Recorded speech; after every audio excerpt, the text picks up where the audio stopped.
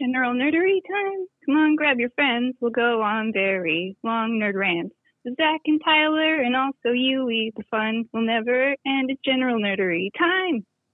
Well, I had my own intro that I had kind of written out of the song, but I accidentally used the ending song, and honestly, that was 100% more adorable, so I'm glad we went with that. On that note, welcome to General Nerdery. As you heard from our wonderful song, we're your Generals of Nerdery. I'm Zach. I'm Tyler. And with us once again for the fourth time, well, actually, it's like the sixth or seventh time, but for the fourth time of this part. For the fourth time in a row. Yui. How you doing, Yui? Pretty good. Yay. As you might have noticed from this, and because we've been doing Adventure Time for 2.5 months now, we will be doing our final Adventure Time episode, Season 10, Part 4. But before that, what have we been ingesting? What have we been... Okay. Mine's pretty easy, although it was kind of funny because it almost wasn't going to be this. Mm-hmm. The other night, I'd finally had enough of it. Everyone's been talking about it. I was kind of hyped on it anyway. I was going to be like, man, I am going to buy Elden Ring. I'm going to jump into it. And a YouTube, creator that I follow had put out a new video. So I threw on their new video while I was making dinner. As soon as their video was done, I was going to go buy and download Elden Ring. Except I didn't make it back to the controller in time. And a commercial started rolling. Oh, no.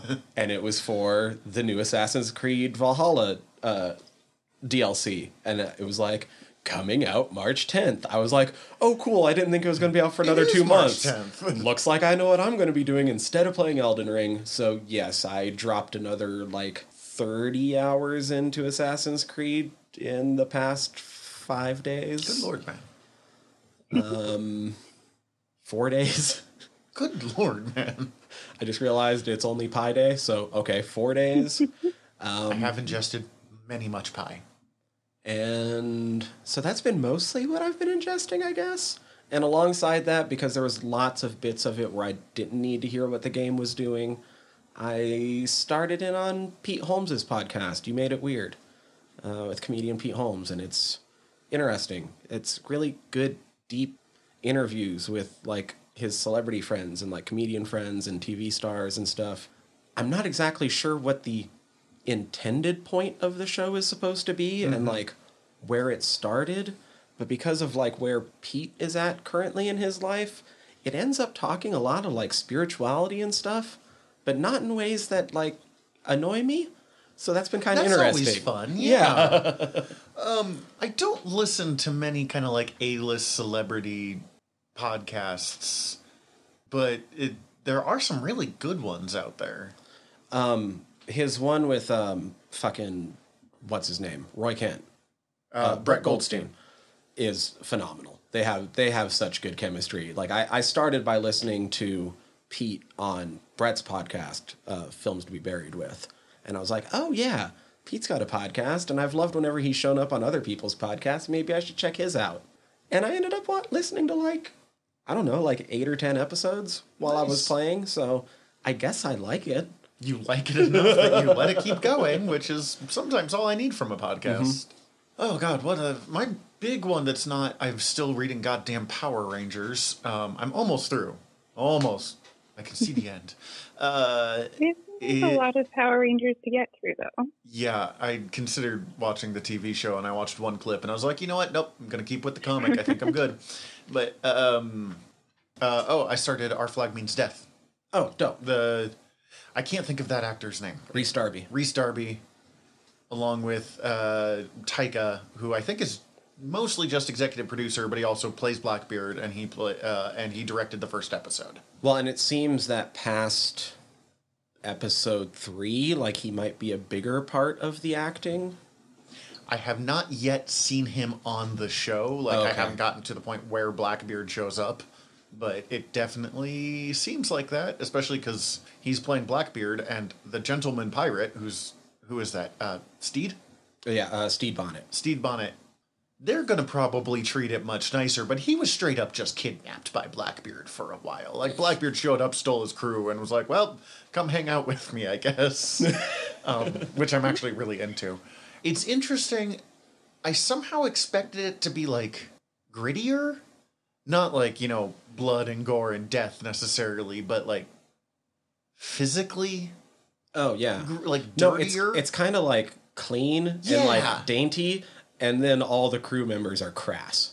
Yes, but it's still, they have that kind of like, no one who is sailing a wooden ship in the Caribbean in around like the 18th century has a shirt that clean. Right. And I mean that of every cast member, which occasionally kind of pulls me out of it, but also I grew up on 90s TV that did not believe in the, 2000s version of we must cover literally everything in dirt for the sake of realism. So it's not a deal breaker by any means, but it's definitely like, I don't know, I didn't expect that. I believe those are Christoph, I can't remember his first name, it's Chris something. Nairn's real tattoos, Hodor. If you didn't realize that Hodor was the giant guy on the crew. I did not realize it was Hodor until Grizz said something to me, but it's very funny. I hadn't seen him in anything else, and I didn't watch much Game of Thrones. Mm-hmm. I like him better in this, honestly, just because I don't know, there was something about all of them making, like in that first episode where they're all competing to make flags that I just was so good. Fucking the cat flag. Oh my god, the cat flag. Yui, I don't think you've seen any of this yet, because have you? No, oh my god. It sounds like I need to watch it, though. It's really funny. It's dumb. But it's not as dumb as that makes it sound. Like, it's not unintelligent. It's just goofy. Yeah. Goofy. Goofy's a good word for it. It's fun. There's a part of me that's bummed that it wasn't as good as What We Do in the Shadows right out the gate. But that's also fair. Really hard to do. That is high. Yeah. It does seem to be building every episode, so. I mean, look at how long it took for the show to build to, like, what it is now. Mm-hmm. At least just, like, that show. And then think about how long it took for them to just develop that movie in general. Right. Now, and I still want an extended cut. Yeah. So bad. Now, I do think that okay, so it's not as good as the movie was right out the gate. It's about on par of where the TV show was right out the gate, I thought. Oh, really? Because I thought the TV show, What We Do was about 4 times better than this right out the gate. Okay, that's, personal stuff. I need to watch more of the TV show. It just didn't grab me, and maybe it's because I watched it so immediately after the movie, because we did our movie episode of What We Do in the Shadows way back when, and I immediately after watched the first episode, and it just kind of bothered me that they were not, I felt like they were like trying too hard to be close to the What We Do in the Shadows movie vampires while not being those vampires. See, it's really funny because I actually rewatched the movie 2 weeks ago, and the entire time I was pissed off that Matt Berry wasn't there. Is that the psychic vampire? No, that's although Colin Robinson would be fucking incredible in the movie, but oh my god. No, I was about to say the bearded one, but no, Laszlo and Andor both have Nadia. beards. Yeah. Okay. Laszlo. The non-Persian bearded one. Yes, okay. God, now I want. Maybe I'll rewatch. No, I need to start. There's too many things to watch, my guy. Yes, there are. Yes, there are. Yui, what about you? What have you been ingesting? I'm assuming murder. For once, no. Well, I mean, still yes, but that's not what I'm going to recommend today. But I watched Free Guy, which is that Ryan Reynolds kind of it's that video game NPC character? Basic, average. Yeah, he plays the NPC character that is this actually a really intelligent AI, and it's been secretly worked into this game that is super popular. Apparently, it exists on the same economic world as Metalocalypse, of the entire economy of the world exists on this game for some reason. But anyway, suspension of disbelief. It was still fun. It was enjoyable. It was a nice look at the average everyman is inspired to do more because of hot lady trope. Isn't Taika also in that? Yes. Yes, he's the villain. Because Taika is everywhere these days. Because it's and we're good. better for it. Yeah, I've heard nothing but good things about this movie. it was really fun. Like, yeah, there was points where you're like, oh, whatever. And I will admit that end point where they just like punch in the whole, like, if you didn't get this before, even though the entire story has been alluding to it until right now, we're going to just drive it home really, really hard. And that was a little bit unbearable. That's my only critique of the movie. But besides that, super fun. Very great. In the year 2022, where anything that is remotely satire is being taken way too seriously in bad ways anymore, I don't really blame creators for having that, like, have you caught on to our Greeble yet? Because we will make sure you understand this. Okay, I really want you to watch that movie, and then please tell me that again. Okay, I'm not saying you are wrong. I am saying I understand from a creator's aspect of being like, you will get my point, because I'm just going to stop and tell you right now. I'm not dealing with this anymore. We're making it painfully obvious in case you didn't get it. And, like, I don't know, I don't want to give spoilers, but, like, nobody fucks the AI.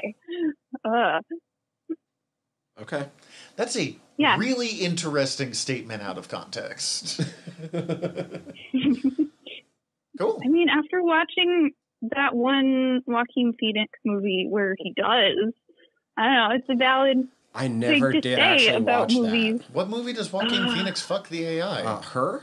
Was that it? Yeah, her. I never saw Like, it was still, like, very cool visual movie, like, and the story was neat, and it's fun to see how media is exploring AI and its relevance to humans and humanity and how we can tell stories with that. But I don't know, it was really weird. That's fair. Anyway. I get, we have a trailer. God, I have one more ingesting just because do. I want to mention it because you bought it for me. You bought me some Shadow Man for Christmas, and I did just devour it all this weekend. Specifically the Garth Ennis Acclaim era Shadow Man.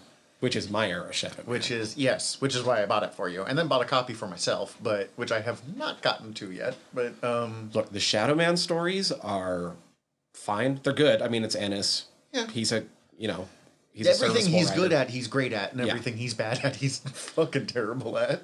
But like the other three like issues in there were a run that didn't even get completed that were just like stories from Deadside. It's just called Deadside.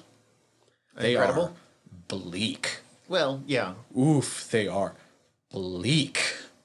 That is just the right creator at just the right time with just the right character to make some like weird, dark, over-the-top shit. I'd have to look again. I'm not even sure if it was Ennis writing the Deadside stories. I do not know off the top. It could have been Tomasi because I think it might have been Tomasi. Tomasi is still writing Shadow Man here and there. I actually really like Peter J. Tomasi as a writer. So yeah, it is. It's like 3 stories, and then so there was supposed to be 4, but since the 4th was unpublished, they included the script. I haven't read the script yet. I only do about half the time when they include scripts in the backs of comic books. But those 3 that were finished and published are like all people just going to this terrible fucking afterlife and having to learn to deal with it. Yeah, the dead side, for people who don't read a bunch of Shadow Man, is just the land of the dead. And it's not Elysium, it's not heaven, it's just... They mention the fact that heaven and hell both exist, but you only go there if you're lucky. You don't necessarily go there if you're good or bad. You kind of go there if you have connections and if they want you. Yeah. Otherwise, everyone goes to what's called the Wailing, or the Thousands. And it's just everybody who's ever died with nothing to do, just standing in a big line, wailing about the fact they're dead. It's very like ancient Sumerian, Mesopotamian, even some of the Greeks, when you're not going to Elysium, but you're going to the other place. Mm-hmm. Old school, when you die, you're just dead. You're still there. There's an afterlife, but it ain't anything that fun for you. There's nothing to do. Uh-huh. Except, like I said, it's called the Wailing, because most of them just end up going insane and just like... We talked about it in the Noob Island episode that we recorded last week. There was just this thing in the 90s of heaven and hell both exist, but they're not really better than the other, and they just kind of exist to, like, cherry pick whoever they want of each one. It was a huge thing in comics to do for a while for some reason. Mm-hmm. Anyway, yeah, that was fun to read right before bed. Oh, good. Yeah, that's great. Okay, now I'm done. Okay. We watched Obi-Wan Kenobi, or I guess just Star Wars Obi-Wan, but... yeah, is that what it's called, Star Wars Obi-Wan? I think it's just called Obi-Wan. Because I just keep calling it... Obi-Wan Kenobi, or Kenobi. Yeah, I'm just like, yeah, the Disney Plus Kenobi show. It might be Kenobi.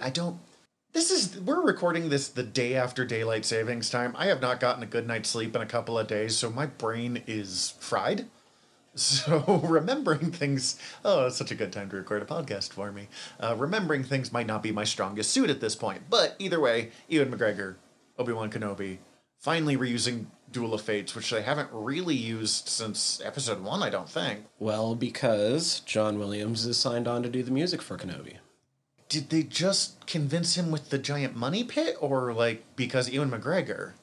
Both? I do not care. I'm happy it happened. Like, whatever it took to get John Williams to come back.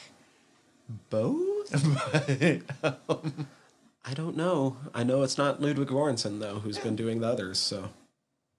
The only one where it bothered me not having John Williams was Rogue One, because they were just a little too on the nose of, like...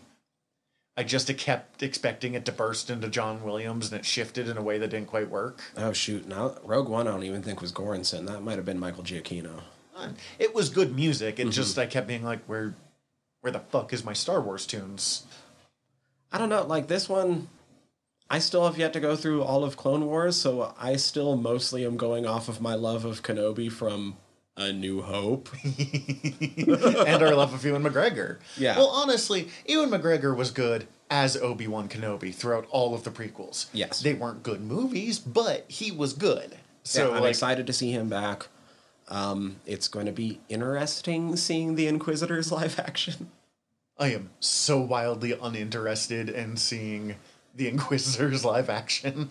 I'm interested, but more in a way where I'm like, oh God, can you make this cool? Well, they couldn't in Rebels, so no, they probably can't.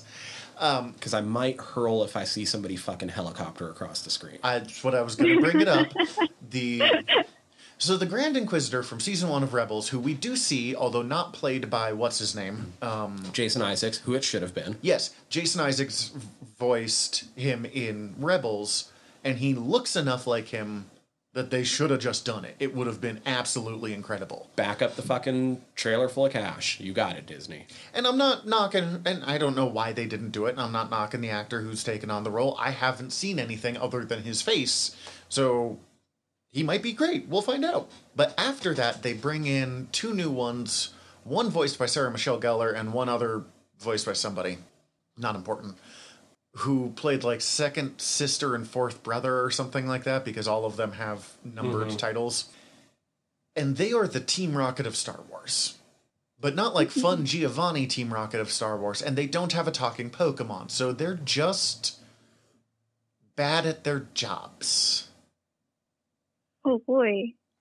I mean, I'm still excited to watch it. Oh yeah, no. I kept having the thought the entire time of like, man, they're going to have to work real hard to make them significantly more dangerous, because Obi-Wan Kenobi would just beat the piss out of those two. I mean, look at all of the crazy leaps their creative teams have had to take just because of some weird offhand thing, like the whole Obi-Wan and General Grievous meeting. I was like, you're taller than I expected. And Dave Filoni was like, how do I fucking make this work? So it'll be interesting to see how they thread some of those like plot line holes that they have to like intentionally get to.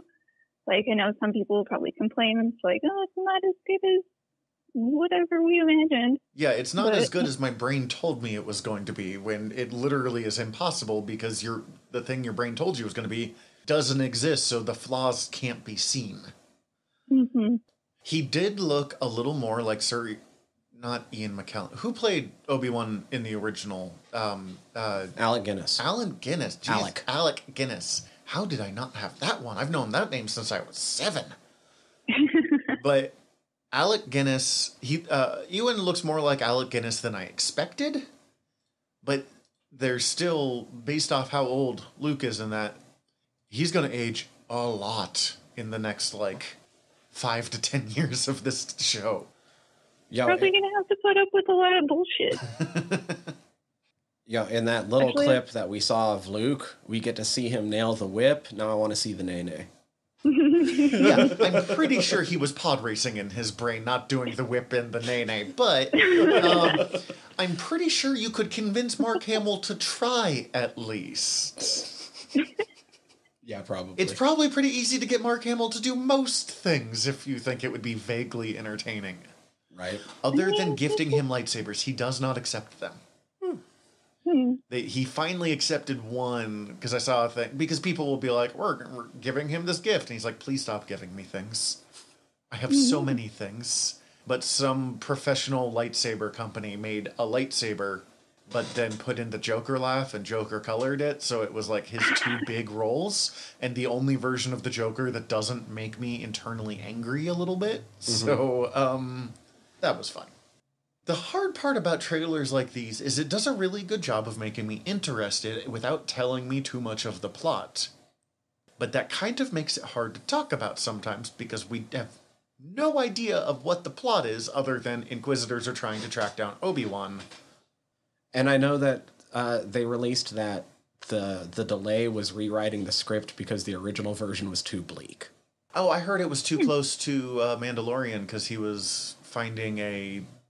No, I think that's what the original rumor was said when it first got delayed. But just this week they were talking in interviews like, no, it got dark. Yeah, my one hope, because we do hear Vader at the end of it. I really desperately hope they never. And I know people want that duel, but part of the power, and let's admit it, his duel in New Hope is awful. From a sword fighting perspective, it is a terrible sword fight. But there's that line, last time we met, you were I was the pupil, and now I am the master, or whatever the fuck it is. It is very clear that those two have not seen each other in 19 goddamn years. And it doesn't necessarily kill the power if he sees them 5 years in, but I think there is something I very much like of that moment of, the last time I saw you, you left me for fucking dead on Mustafar. And then my second master built a castle on that spot and forces me to live there. Because Palpatine's a dick. Yeah, I don't know what I hope for in this.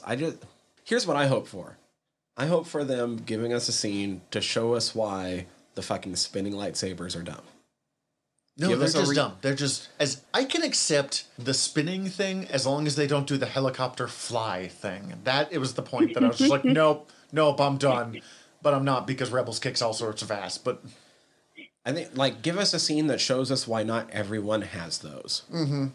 I guess is what I'm getting at. I'll grant you that. That makes sense. Kind of I loved in that, I guess, minor spoiler portion of Book of Boba Fett when Din cuts himself with the Darksaber. He's like, oh, damn. I'm like, yes, because lightsabers are not easy to use. These are not safe. These are not safe at all. Of course he's going to fucking cut his leg. So, yeah, show us why, that is stupid and practical. And, I don't know, it looks pretty. The big city planet thing looked pretty. I desperately wish it was Nar Shaddaa, but I just want Nar Shaddaa. If it's not Nar Shaddaa, I want them to be like, yeah, we're on level 1313, of course not. Of course. They've named the planet. It's neither one of those, but it should be. I'm kind of excited to see Jedi stuff again, which sort of surprises me, because I was really ready to see Star Wars outside of Jedi stuff for a while. And I mean, Mando's got Grogu and Jedi stuff comes up, but it's definitely not the focus. Yeah, it's not the Skywalker family. It's not the Jedi Order. It's not, even when we see bits of them, that is very much the side thing, as opposed to the main plot point. I'm kind of excited to see Jedi stuff again, because I haven't in a while. That's most of what I got. Yeah, I don't think I really have too much else on it. I'm happy it's happening. I'm going to watch it, but... All right. I'm more excited whenever we get more Mando. I don't know if I'm more excited, but I'm, just excited. Now that he has a ship that I actually like, I am super excited. God, you just can't get over the Razor Crest. Okay, let's take a quick break, and when we come back, we'll talk about things we do like Adventure Time. So I knew this was going to be the shortest thing that we were doing out of all of this, but I accidentally watched it all in one sitting when I really hadn't intended to do that. It's really easy to do when there's only 13 episodes. Yeah, I was like, oh, okay, I'll watch a few and then I'll come back later. And then, looked up and I'm like, that intro song was different. Whoops, okay, guess we're doing this. Yeah, I actually planned out my watching and did, 2 a night and, 2 in the morning on, certain nights and certain mornings to, give myself some time to process it and shit. And now I kind of wish I wouldn't because I barely remember those first couple episodes. I mean, I do because there's only so many episodes, but comparatively to watching the finale last night. Yeah. Mm-hmm. Yeah. The finale takes up a lot of space. It's essentially 4 episodes long, and when it did air in those episode breaks. So when there's those big cuts, if you watched it all in one, that's when it would have been broken up into those 11-minute blocks. That makes sense. Okay. And yeah, so having it air over 2 separate nights, that was a really big thing. Ooh, okay. Yeah. I didn't know they did that. That's mean. I think, if I remember, because the first half came out and then they waited until another date. And you're right. Am I remembering this correctly? You would be the one to know, so let's say yes. Let me look this up really quick because I don't want to say incorrect things on the internet. Don't worry, we're the ones that'll hear about it if you do. No, they did all air on the same day. Oh. But there would have been at least in commercial breaks, and that would have been a really big thing, especially since one of those breaks would have been at the LSP exclaiming that they're all dead. But we'll get to that in a minute. That gag makes a lot more sense now that I think about commercial breaks. Mm-hmm. I mean, it was still funny either way, but it was... Before we get there, we start with... do we want to just do episode by episode again? Or, I mean, there's not that many, so we could do it pretty fast. Yeah, and especially since most of the episodes, save for, a few of them, have, overall themes that lead into the final episode. Mm-hmm. But yeah, we start with Wild Hunt, which introduces us to the character we were introduced to at the very end of season 9, at the end of 3 Buckets. That mysterious pink figure we find out is Uncle Gumball. We don't learn his name in this one, though, do we? But we at least learn that he exists. And then a little bit more about how he operates. I will say, me and Zach were talking about this just a tiny bit off air, and I know that, this... Is this your favorite season? I love the end episode. I wouldn't say this is my favorite season. Okay. But, I don't know, I will defend my position that, this is probably my favorite series finale ever. Nice. But I was going to say about this, not my favorite season either, but one of, the opening to this season is some of the only times in the series where I did have to just, turn off my TV and stop myself from going further because I didn't, like I said, I planned out how I wanted to watch this. Because I kind of loved how this whole opening of the season was set up with what kind of occurs to Finn and Jake and our heroes as almost being Monster of the Week type episodes, but we're getting to see the overarching plot. Mm-hmm. And getting just enough, a little bit more information every episode to where you're seeing what's going on. But we're still getting some one-off adventures again, which is nice because this is actually kind of one of my favorite types of storytelling. Instead of purely one-off or purely sequential, you have to catch every episode storytelling. Mm-hmm. Having episodes be more standalone, but advancing the overall plot at the same time, I think is the best way of doing a TV show. And especially with knowing that this was the last season, at least that we were going to get of this series, and the finality that a lot of those, episode tropes kind of bring to the series close. Like, we have a lot of classic adventures, kind of like in the Wild Hunt. And then we get a fun Demo episode and almost always Demo closing, which we'll talk about more in a minute. But there's a lot of these episodes in these 13 episodes that like just kind of revisit and readdress all of those major themes and plots that we have grown to love over the run of this show. Well, it is kind of like we have 13 episodes to show everything Adventure Time is. Not just tie up the plot, but like really kind of trying to do the most pure Adventure Time possible. And I think they do a really good job on that front. I do think season 4 might be my favorite season, although, Tyler, you told me 7 was States. 7 is still mine. That's real high up there, too. Like, it does feel in a lot of ways kind of like one of you said, I can't remember who, like kind of going back to that first season, except now our characters are mature. Mm-hmm. Yep. Him not a little baby anymore, and I find him so much less annoying than I found season 1 Finn. Jesus Christ. Now, when he does that weird high-pitched yell or whatever, it's funny to me, as opposed to like, Jesus Christ, kid, you have to stop. But that brings us to The Wild Hunt, which brings back who might be one of my favorite characters overall at this point now, Huntress Wizard. Huntress Wizard is super tight.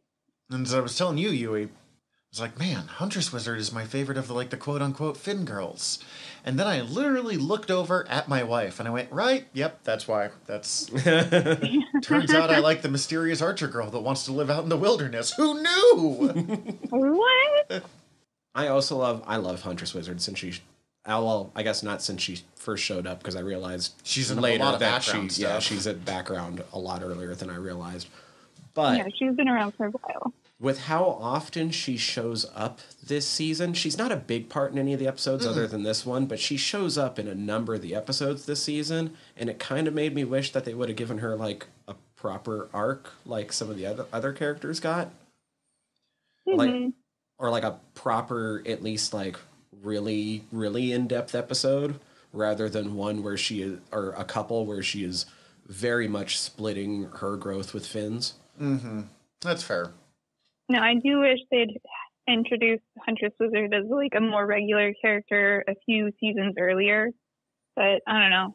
That said, one of my favorite gags of possibly this entire series, now that I've seen all of it, is Jake being so excited for Finn and Huntress Wizard to like get together, and they're like, 2 people this radical can't be together. It's just not acceptable. And him being, that's dumb. This is dumb. Everything that's happening is terrible. I don't know why that just tickles me so. Probably because I love someone making fun of teenagers, but in like the over-the-top teenager attitudes without being mean to teenagers at the same time.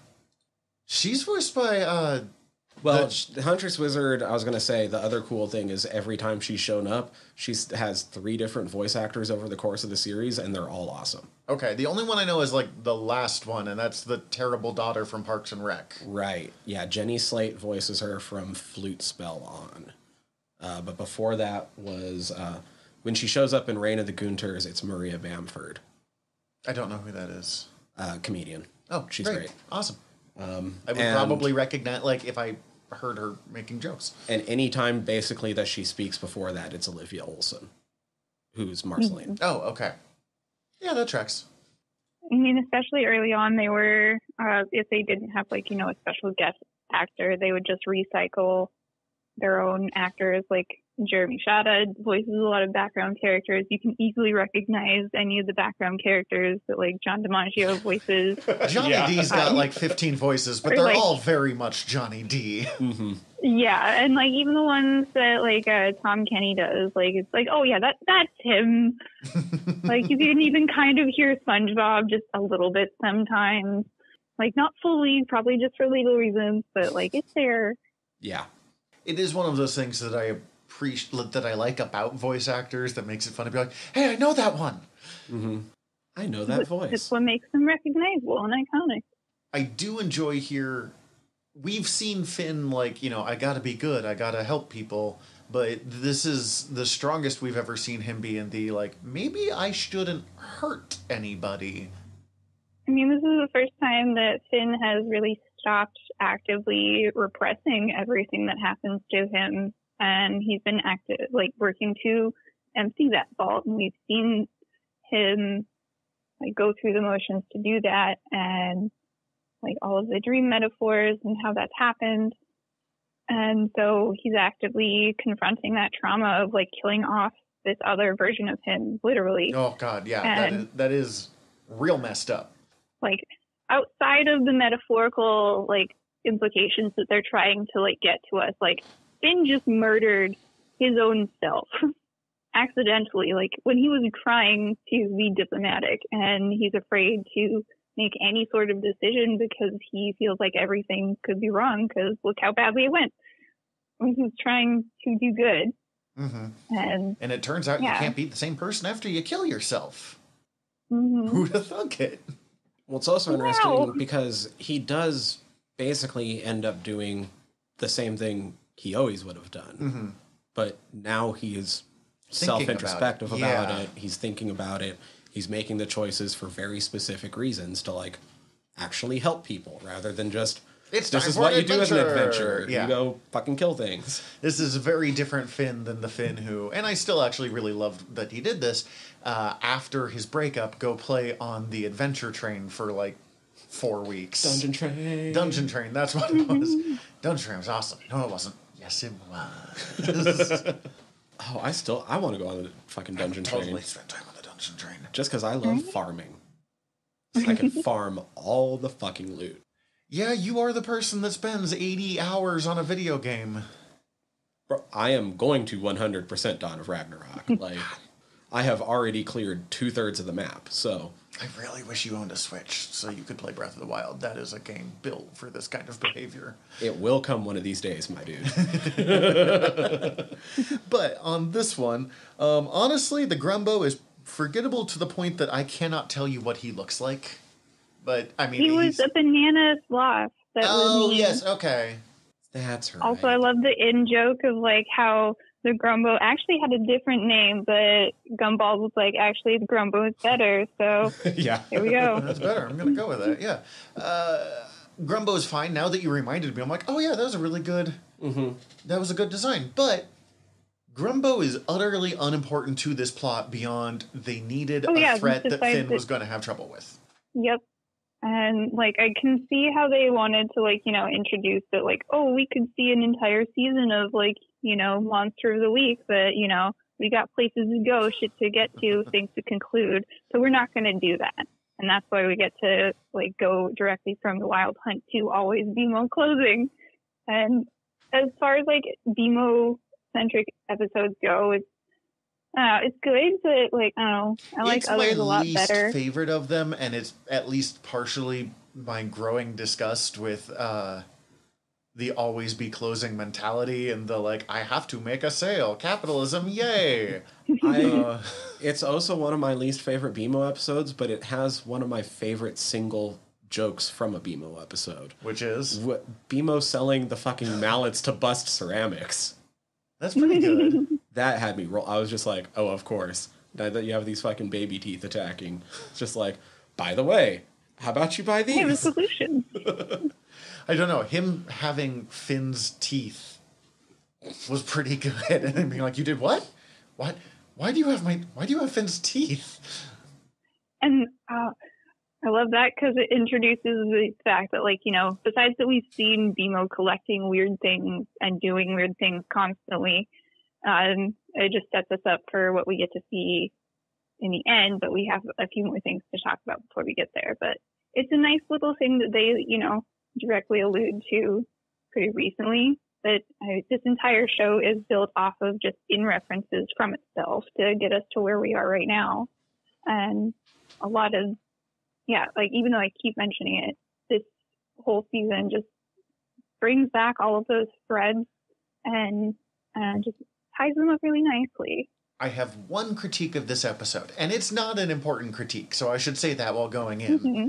It was a giant missed opportunity to not have all of the baby teeth in unison doing the buff baby dance. I thought for sure that he was going to at least distract them with that. And I desperately needed the buff baby dance in this because it's the, like, possibly my favorite non sequitur of this series. Of anytime you see baby Finn, he's doing the buff baby dance.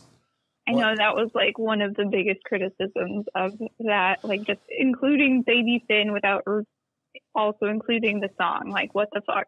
Including multiple baby Finns. I mean, right? Come on. We're just missing out on, or I heard this one theory of like introducing all those baby teeth as like when Finn lost them, so we could see Finn throughout his life in like stages we've never seen him in before. Oh, see, that has like deep and character growth moments. I just wanted the fucking buff baby dance, and maybe a moment of like Finn looking really uncomfortable at like 30 people doing that to him. Or really happily joining in. Really, yeah, oh, that's so much better even. Just, Finn, pay attention. Sorry. Ice King at this point has straight up become, I'm not a villain anymore, which I kind of appreciate.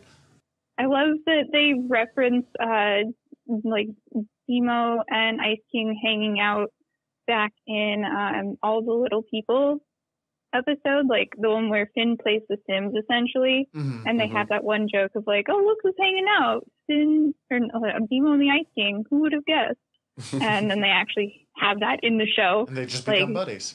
Yeah, and like seeing those sort of little writing jokes becoming in-world, like actual occurrences, it's neat. It's fun. I have figured out what it is. I just figured out what it is about this episode that bothered me, that then not just like capitalism, although capitalism for the most part. I had a job for like a week as a cold call magazine salesman back when I was like 21, because I was just fucking desperate for work. How'd that go? Oh, it was one of the worst experiences of my life. I had to listen to a song from They Might Be Giants' album Flood about a nightlight every time that's like really happy before and after every shift, just to like get out of bed. But the only sale I ever made, so also I was terrible at this job, but the only sale I ever made was to an old lady that was just so happy to be talking to someone. And she got trapped in a fucking 3-year, you can't break it, super expensive magazine deal of like 6 magazines going your way. You're paying like $200 a month and there's not an out. And I have never felt so bad about myself as I did when I made that sale. So just the bit where they go to Tree Trunks and sell her a fucking stick for all of the money she owns, or all the money she has. Just viscerally bothered me. Even though, go ahead, take all my money for this fucking stick, but yeah. We later get to see why that just seems to be on point for Tree Trunks in a few episodes. Yeah, but, that is 100% just associations of my brain that I didn't put together until about 30 seconds ago. I'm like, oh, okay, I get you now. So it's not quite the same thing, but kind of like how we were saying, this whole season weirdly mirrors some of the first things that they were doing. In that first season, we'd bring up the fact that some of the earlier episodes were kind of like teach you moments, but then they're teaching you the wrong thing. Once again, not quite the same, but I felt like this had a little bit of that same energy when you get to the end of the episode, and Gumball is just like, yeah, that was a bad idea. Why did I use baby teeth? Of course they're going to be babies. Who would have thought that would work?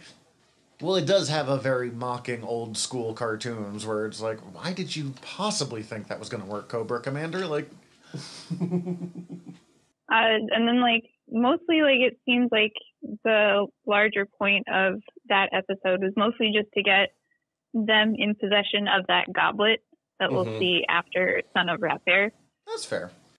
What is your guys' favorite BMO episode? Oh. It might be BMO Detective one for me, if I'm not counting the one where he, like, battles BMO Noir Amo. is pretty great. Ooh. Although Bubble with LeVar Burton is soups cute. BMO Lost is really good, too. And LeVar Burton, who I will follow anywhere. I really like Angel Face, I'm not going to lie. Which one is Angel Face? Because that's the one where BMO is a cowboy.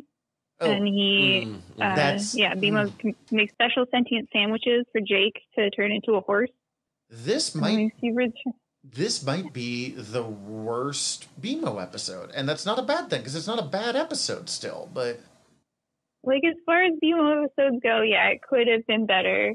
And it would have been nice to have a better final adventure for BMO. But we do get a better final BMO adventure. No, we absolutely do. And it just really is, my point is the quality of the BMO episodes when you look over and go, oh, Jesus, if this is the bad one, then he's doing great. Real well for himself. Like, and they're all great. God, mine might be imaginary resources from character. Islands. The Islands one is real fun, where he's in the VR. Mm-hmm. And we get to see... Where BMO becomes a VR god. What is that? There is oh God, I've only seen it through the McElroy Monster Island, not Monster Island, Monster Factory episodes, but there is a VR game where there's literally no point to it other than basically that, or there's no point to it other than like that thing from that episode of I cannot finish this sentence. But yeah, you just wander around and you throw parties and you can like go on slides and stuff. There's no plot, there's no anything. And it's pretty much just that video game, except without a VR headset and without, accidentally conquering a large swath of humanity. Right. Son of Rat Bear. We get to see Flame Princess being a rap legend and also finally ditching her dad. I do like calling out her dad. I do like that we got a little moment of Keith David. Mm-hmm. I have to rewatch this episode because I just read that one of the gingerbread men in that episode is voiced by Open Mike Eagle, and I got to see if I can catch that because I love me some Open Mike Eagle. So, oh, that would have been in the Candy Kingdom when they go to check out Rat Bear at first, mm-hmm. and he tries to rap off their legs, and he explodes that guy. Mm-hmm. We've seen Rat Bear before, yes? Yeah, in a few episodes. It wasn't the one who was originally voiced by Andy Samberg. No, that was Party Bear. Yeah, that was Party Pat. Yeah. But Rat Bear was in that episode and in a few other episodes. Especially, like, anytime a rap battle happens, Rat Bear's at least going to be, at least be in the background. I knew I had seen him. He just wasn't popping out to me. Mm-hmm. And it was just nice to get a nice Flame Princess-centric episode to tie up, like, her growth and a purely non-romantic one with her with Finn is what I liked. Yeah. I mean, I talked about, I think last week, that how much I enjoyed, as someone with friends of exes, but getting to actually see that, but not having that be the point of the episode of like, yeah, we can be friends now, but just actually having them hang out together. Mm-hmm. We're friends now. Yeah, it's just so refreshing. Mm-hmm. I found this episode to be a little disappointing just because of how much I have in general enjoyed the music from this series, and then I didn't give a shit about any of the raps. None of the raps were that good. Didn't care a single bit about any single one of them.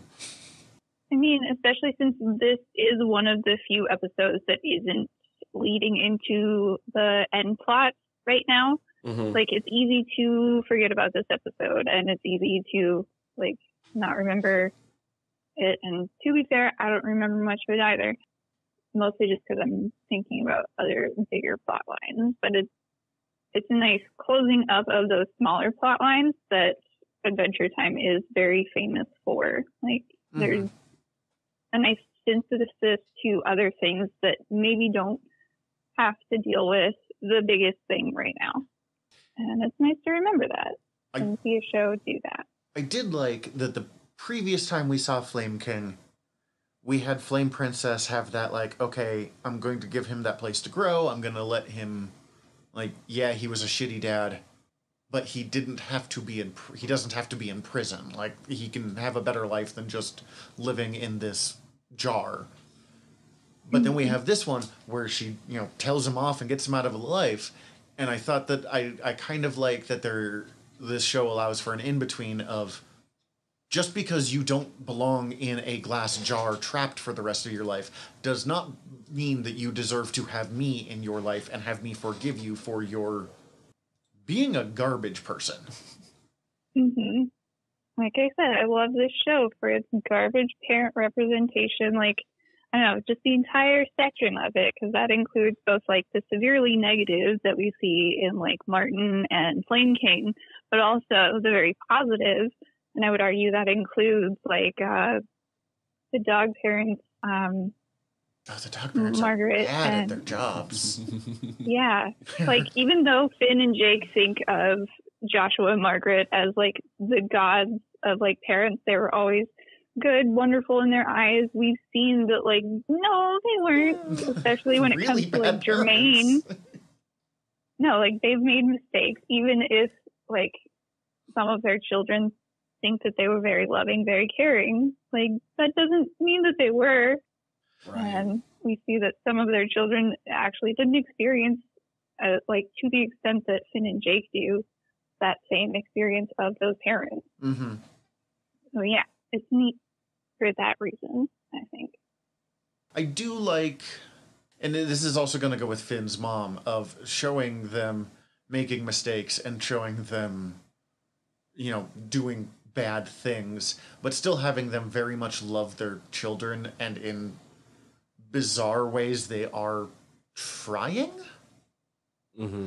Because I think that is a thing that we don't always talk about with parents, of the ways parents can fuck you up without doing it on purpose. Mm-hmm. There is, you know, shitty runaway dad like Martin, or directly abusive dad like Flame King, but there is also the mom who just is, you know, the helicopter parent from hell, or them who loved their kids, but the stuff that they were like telling their kids to do, everyone else was like, no, why would you do that? What were you thinking? That entire baby manual that Margaret wrote, like, what the heck? But to be fair, she was also raising not only her own pup, but a crazy alien child that she didn't know what was going to do. So just be prepared for anything. That, you know, understanding that context helps reframe a lot of things. So, yeah, seeing the unraveling of context build throughout the show is also a fun aspect of like this season, to see where it has unraveled to. And I don't know, even though we've seen Finn go through a lot of growth personally, like in the end, even though it's changed who he is, it's not, you know, what he has to deal with in the end. Mm-hmm. Mm-hmm. Bonnibel Bubblegum. More Bonnibel backstory. It's so good. What I like about PB's backstory is it doesn't necessarily forgive the way she treated her gumball servants at the beginning of the series, where she is like kind of a directly cruel tyrant while not trying to be. Mm-hmm. But it does place context on it. Like, you know, she was attacked by, I don't remember who all they Crunchy and the other, I don't remember the names of the other two ones that they transformed into. Chicle, Lolly, and Uncle Gumball. Yeah, but I mean, like, who they turn into, because one turns into Crunchy, but the other two is like Crunchy. Then there is Punch Bowl. Yeah, one is a Punch Bowl at least. So that would be the one that Uncle Gumball turns into, and then Lolly turns into Manfred the Pinata. Mm-hmm. Manfred the Pinata is the cousin. Aunt is Punch Bowl, and Gumball is Crunchy. Isn't it? No, Uncle's Punch Bowl. Oh, I have Uncle's Punch Bowl. Chicle is Crunchy for sure, and that means that Chicle has attempted to try and take over the Candy Kingdom since becoming, like, you know, a dum-dum that does creator, add so much which I thought that was so hilarious last week when you guys were like, I want a mini-series about Crunchy, and I'm like, oh, just you wait. To be fair, I still want the mini-series, thank you. I still want the mini-series of Crunchy as the princess. Princess Crunchy. Mm-hmm. Princess Crunchy. I would watch... I think I could handle 5 episodes total about it, which is just perfect for the miniseries lengths. And I still want that with the added context of Chicle, who's fucking sucks. Yeah. Like, they're all terrible, but Chicle. he's just a garbage being. There's a reason why he gets to stay as crunchy. But it was neat to see more context of like what she did in between, like separating from the mother gum and having to do what she had to do to raise Nettie because she was all alone. Mm-hmm. And then just dealing with that loneliness by trying to create, you know, a family, but also not knowing what a family really is beyond just being connected to everyone. And she just doesn't know how to deal with like that separation of self. So I don't know, seeing the ways that she incorrectly deals with that. This is before she was hanging out with Marcy, right? Yes, like they would not have met at this point. Okay. Or like it's. Yeah, I don't think so. Yeah, because this would have been after the Mushroom War, and it probably would have been in sometime in those 4,000 years. So Marceline was probably doing something, and maybe when she was like hunting vampires, or at any of the point after that, we don't know what Marceline did. Right. But at some point after, I think, this view of her past, she would have met Marceline eventually. I do like that the entire system of government, even beyond the Gumball Kingdom, but into the entire land of Ooh, is 100% based off of this little girl was pissed off, so she made them call her princess. Because the princess becomes the absolute, like, term of authority for anybody. Mm-hmm. And it's, as far as we know, just here where it starts. Call me princess. Okay. Okay. And like some slime person being like, that sounds fucking awesome. Yeah. I mean, if Bonnibel was like the first princess, like it probably just arose throughout other kingdoms. It's like, oh, well, that's just how you have a kingdom. That's how it and works. You build it under your princess, you know? That's neat to see I'm sure that like Princess Bubblegum is tired of dealing with all the political shenanigans, like in the whole Princess Day episode where all of the kingdoms come together and like discuss all of their bureaucratic issues. Mm-hmm. And they talk about like unregistered kingdoms and how they're out of control. So maybe there's a formal process and paperwork you have to put through. 17, which is episode 5, which is confusing. Mm-hmm. Tim's finally a 17-year-old man. 17 mostly just reminded me of how annoyed I am that The Green Knight did not get a single Academy Award nod. That's fair. Aww. I saw someone give a bad review of The Green Knight, and I'm like, you're literally the only person I ever saw this from. But I haven't seen that. I haven't either. I really need to. The Green Knight is one of my favorite Arthurian legends, so just them playing with that, I really enjoyed. I mean, it was very obvious that was Fern.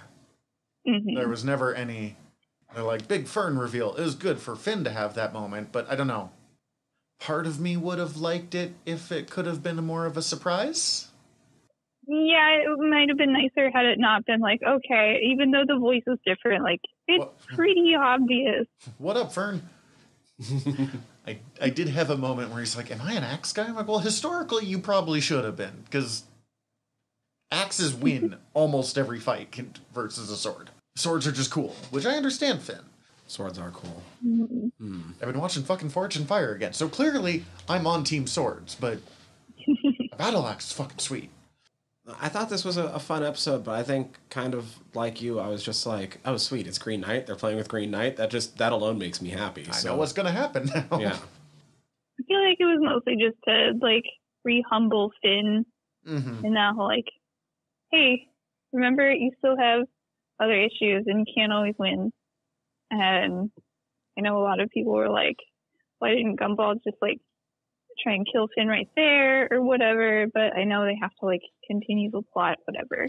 I don't know. Well, and they also had there could have been a lot more conflict happening. They had to bring Fern to the forefront again, which is kind of what this point of this episode is. Well, you have to bring Fern back because as much as it has started to spur extra introspection in Finn, he didn't kill that other version of himself on purpose. Mm-hmm.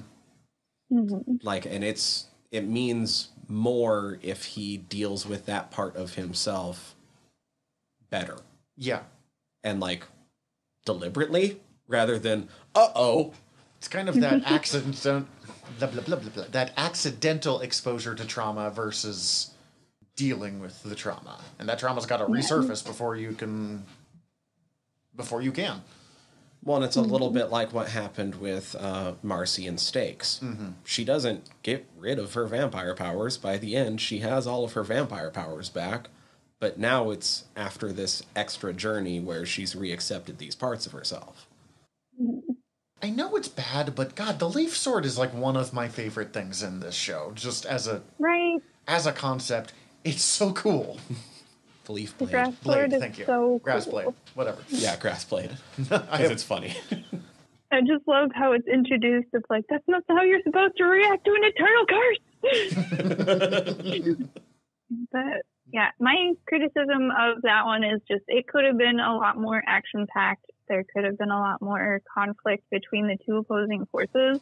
And there could have been, like, I don't know, anybody outside of that force field could have been doing something. But they were just like, let's just stand here. That does fit into a lot of, like, old school Arthurian legend, though, in its own way still, of if you are not the person that this legend is about, you're probably hanging out in the back, or if you're Lancelot, fucking Guinevere. Yeah. Mm-hmm. You know, one or the other. It's why some of the King Arthur stories are so wild, because King Arthur is like, this story's not about me, so I guess I just have to hang out in the back and drink the whole time and make an ass of myself. That's about right. Oh my god. After 17 is so good. Ring of Fire! Ring of Fire. You were watching this when we came in, or I came in. I fucking loved this episode. It's so good. It is like, as far as Tree Trunks episodes go, I love that they went with like this as a send-off for her. It's so good. Why not give her a crazy storied past? Like, we already know that she's had 3 husbands and whatever when she got married to Mr. Pig. I knew something of this episode was coming up because multiple people, anytime I said I was watching this and like, oh, something about tree trunks, they were like, oh, have you gotten to the episode, like the tree trunk episode about all her ex-husbands? So I think people just forget that this is as late in the series as it is. Oh, like, so I watched this video of like a deep dive of like Tree Trunks' character and this episode, and then they compare like her first appearance in the show and how like naive and like, oh, I could never like go on an adventure. I'm too weak for that. She's and like straight on knowing senile that in she her was first just, appearance. she was just bullshitting them the entire time. That is so hilarious. Oh my god, it had me rolling when you get to the end of the episode, and the implication is that Wyatt was following him that entire time. For, like, decades. And then having Danny walk in at the end, oh shit, I lost it. It's so good. Like, what the fuck's going on here? Tree trunks? What? My favorite gag of this one is where she decides to become a free spirit, throws off all her clothes, and yells, "I'll never wear clothes again." You're like, huh, okay. That makes things really awkward. Yeah, the fact that she's a nudist really does change everything.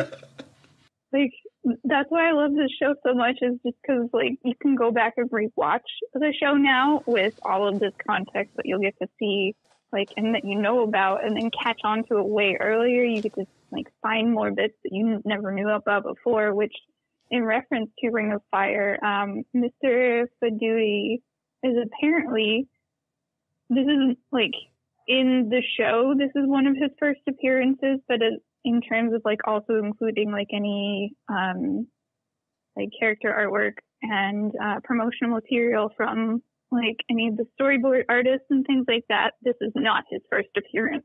Because there was a couple images of Martin as, like, a promo art for one of the Martin episodes where he's, like, taken aboard this boat, which Mr. Fadudi is on, and at that point we hadn't seen him or like anything, so just having him appear again was kind of a neat in-world re-referencing, and it gives I don't know, it gives that potential for bigger, wider stories and implications in this world that are never addressed or ever even referenced in the show. So, like, there's an entire subtext and world and stories that we've never tapped into in Ooh. This isn't really a critique of this episode, but something I wasn't expecting to say but kind of do. We didn't really get a Sweet Pea finale to this. I mean, we see Sweet Pea years later in the finale. That's my favorite single fucking image from the finale. We will get there. And we will get there. But I think I would have liked like a Sweet Pea moment, a Sweet Pea something in between from when we last saw Sweet Pea to Sweet Pea in the finale. Mm-hmm. I agree with that. It would have been nice to see Sweet Pea after he's been like, no, I can defeat the evil that is inherent within me and continue living my life, living my best life. It's beautiful, precious, sweet baby Sweet Pea.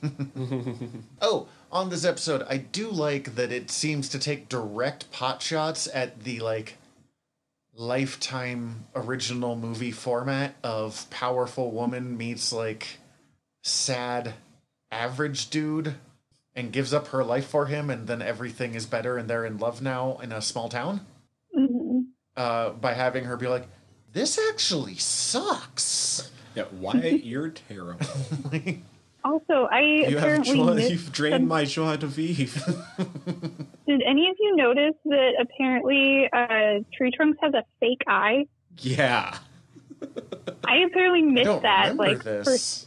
It's when she becomes the shipping magnate after being pirate. She, like, right at the beginning, it's in the reflection. She pops in an eyeball and then turns around.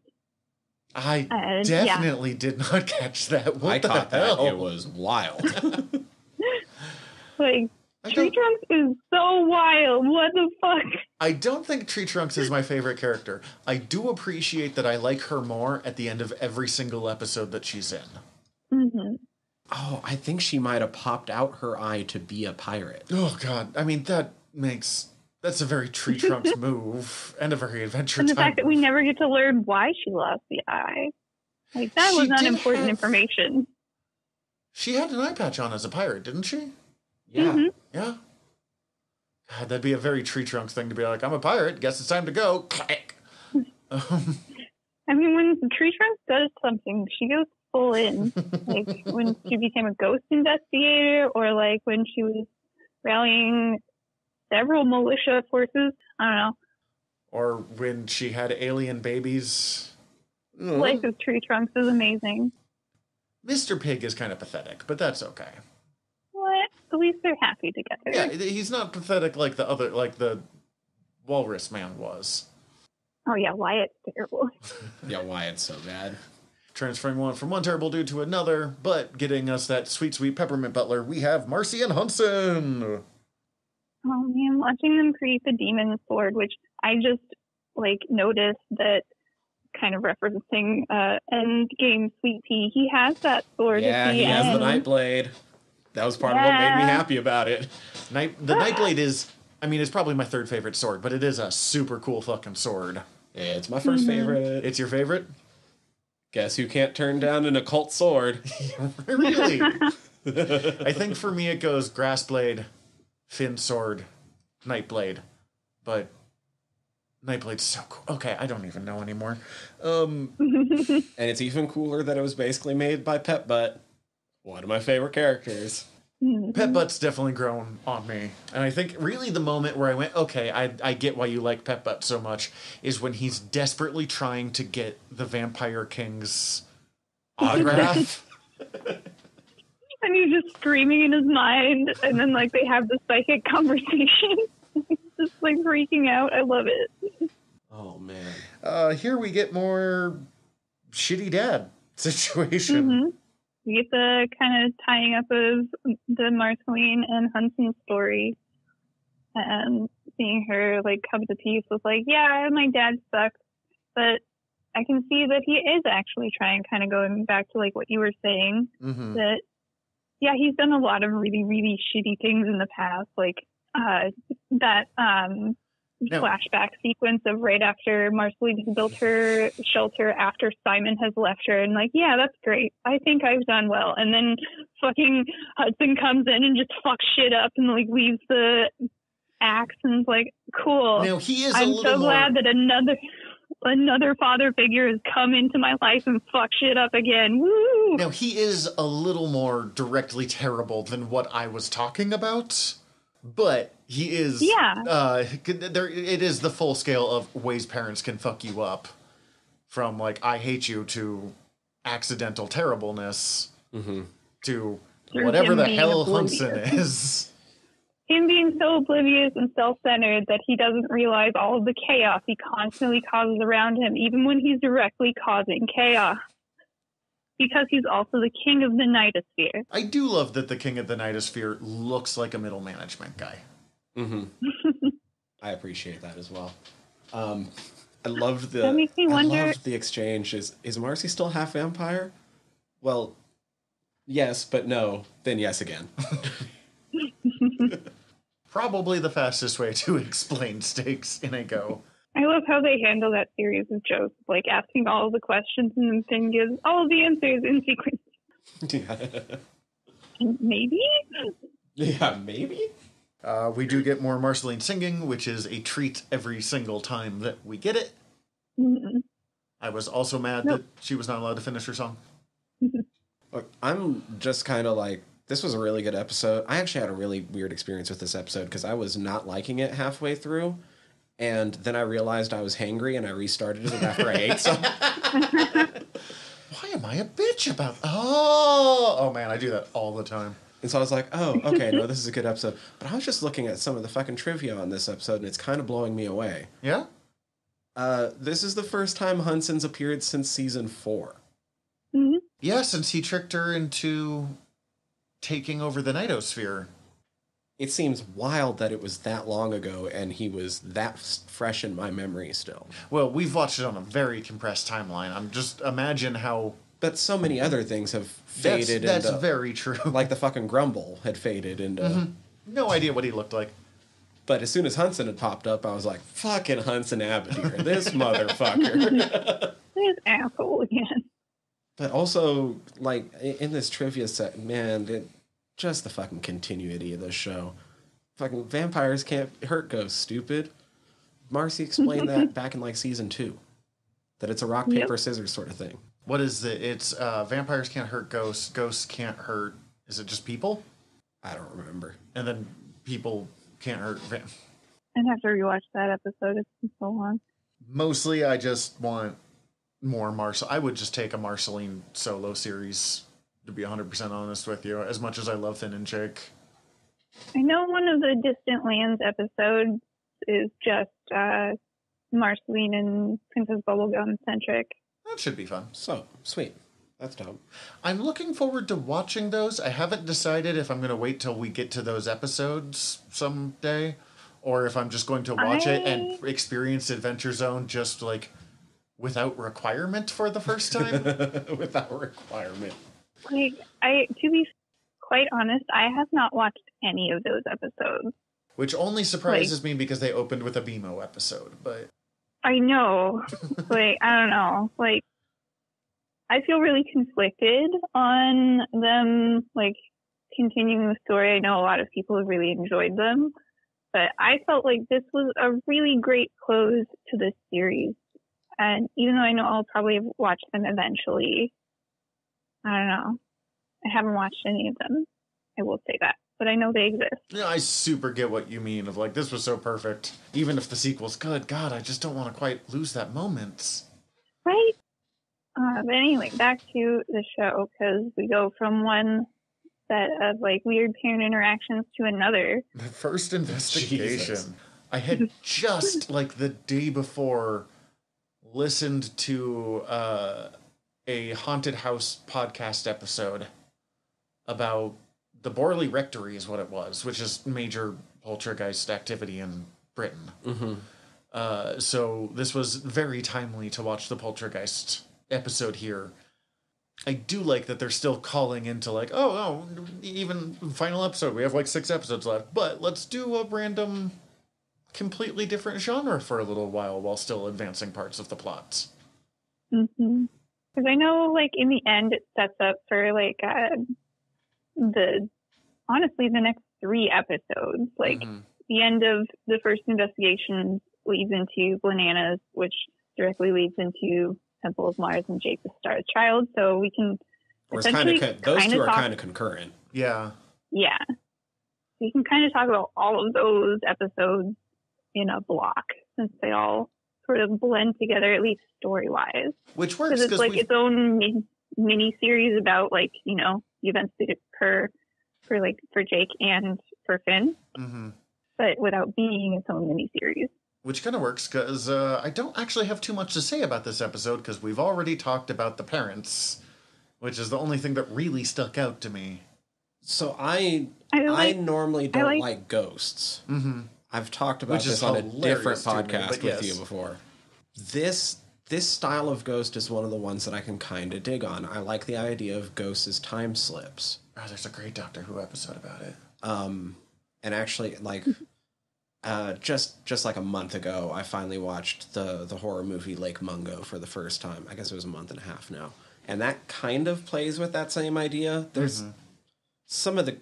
That's a minor spoiler if you ever want to watch Lake Mungo, but some of the ghostly activity can't be explained by mere time slips, but some of it, like, 100% is.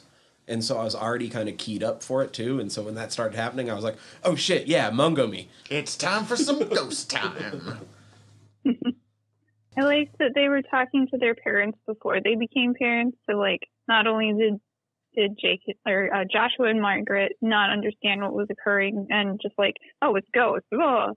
And that's what essentially started them off on their career path before they became parents, was their own children.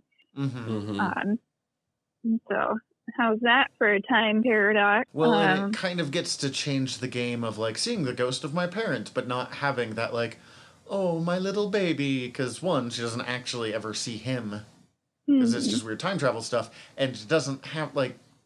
I was gonna say, this all still made more sense than, what is it, The Lonely Astronaut? Is that the Doctor Who? Yeah, I think so, but there's a couple of good ones, but God, Doctor Who never makes sense. We'll discuss that next week. But I don't know, there's something so fascinating about in some way meeting who your parents were before you were there. I mean, they even mentioned that in the episode of, like, man, they were entire people before they had us little babies, and they just dropped it all. And so they also acknowledge that, like, you know, people live entire lives before they decide or end up as parents. So that's also a lead into, like, why Joshua and Margaret were the way they were as parents. And the events that occur that made them the parents that they were. But, like, directly at the end of that... Oh, sorry, go ahead. Well, I was going to say, like, we learn about the parents that they were, but then it leads into us finding out Jake's parentage. Which, welcome back to Shitty Dads. As someone who has a dad that was overall pretty good, I keep feeling this season like I need to defend the concept of dads.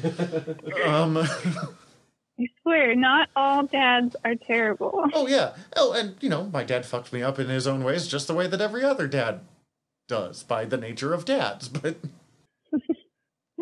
Jake the... But even before we... Go ahead. We don't get to Jake the Star Child until after we have his... Yeah, we get Bananas first, which is Finn's existential crisis of, like, Jake's fine. He'll deal with it. And he has to, like, you know... Except that, like, maybe he does have to check on other people. Maybe not always. And we get more Jermaine, so that's fun. Jermaine is good. That's in Temple of Mars. Oh, no, you're right. That's in Temple of Mars. I found Bananas to be kind of blah. It's the worst episode of this season, I think. Yeah, What I find really fun is, like, the meta subtext behind Bananas, like, beyond the just like, oh, it's, you know, reference of Mad Magazine, but the fact that we have seen this before just as, like, a background object or something that Finn interacts with frequently. So he is just an in-universe actual fan of, like, the magazine Blah. And Like, you can go this entire series not understanding that, like, it's a thing that's just been there in the background the entire time. And I know my first watch through, I definitely missed it, but there's a couple sequences where, like, we see inside of Finn's backpack, or, like, Finn is reading on his bed, and he's reading one of those magazines. This is one of those episodes, and I've gotten it a few times with Adventure Time, where it felt really, and I don't know if it's just, like, kind of homage, but it felt like an episode that would have been better placed in an episode of Futurama. Mm-hmm. Or Futurama did an episode like this, and I don't know what episode that would have been with this one, but this felt kind of Futurama-ish for me somehow. And it's weird to say it suffered for that, because Futurama is a fucking incredible show. But it just, something about this one felt kind of out of place to Adventure Time for me, and I can't even explain to you what it is. Maybe it's just the fact that it's fun. Like, I know that they were mostly just biding their time until Finn finds out that Jake needs help, and this is how he deals with that, like, separation. And, like, Finn's got to fill his time somehow. Mm-hmm. But there's also a lot of, like, background references of, like, that we see that Finn is still very much preoccupied with Jake's absence. Like, not only through all of the things that we see that Finn puts in the magazine, like, if you slow down and look at a couple of those frames, they very much center on, like, loss and dogs. And there's a lot of smaller little things in the background of that episode that definitely deal with that theme of, like, Jake is missing, and it is so all-encompassing for Finn, even though he is desperately trying to ignore it, that, like, all of Ooh is just, like, putting messages in his face that, like, you need to deal with Jake, dude. Well, and the joke that he is trying to get everyone to believe in is this isn't helping. And his entire attempts to distract himself here is not helping. Aren't helping. Mm-hmm. And Ice King makes a terrible Jake. The best gag in this episode, the best, I think, moment, and it's a very unimportant moment, but is the penguins torching the building as soon as they're done with the print run. And I think I just like watching penguins, like, pour gasoline over things and set it on fire. Like, just that imagery. Yeah, no, Penguins great. causing destruction. Yeah. It's great. I love Finn's comment of, like, yeah, you're right, nostalgia's not good. I actually, so all the things that you guys have been bringing up about this episode are the things that I do actually kind of like about it. I think the part that turned me off is that it sort of had a very, it felt kind of preachy in its sub-message of, like, make art that you enjoy. Don't care if other people don't like it. That's fair. I mean, they've made that message a few times in, like, other couple episodes. Like, and that's why I was like, meta I don't need it in this. writing ones. Yeah, that's fair. That's fair. I know But then we Adventure get to go Time to Temple of inspires Mars. very strong responses to people. Sorry, I want to finish this thought real fast. No worries. It inspires very strong responses in people, so I can see the artist being like, look, I don't care if you don't like it. That's fine. In a more overt way. Because, I mean, there was a while where, despite having seen almost none of it, I had, like, really strong anti-Adventure Time feelings, and I could not tell you why. I know why mine were, but it was for the really stupid reason of, like, going into Spencer's and Hastings and having all this Adventure Time merch suddenly pop up in the place of things that I wanted to buy instead. You're like, I don't know what this is. I don't know what this But is. where is my Metallica t-shirt? They always No, have that was Metallica almost t-shirts. exactly right for that time period. Where is my Metallica t-shirt? Where is my Slipknot beanie? Why is this little kid holding a sword? I mean, that's kind of dope, but...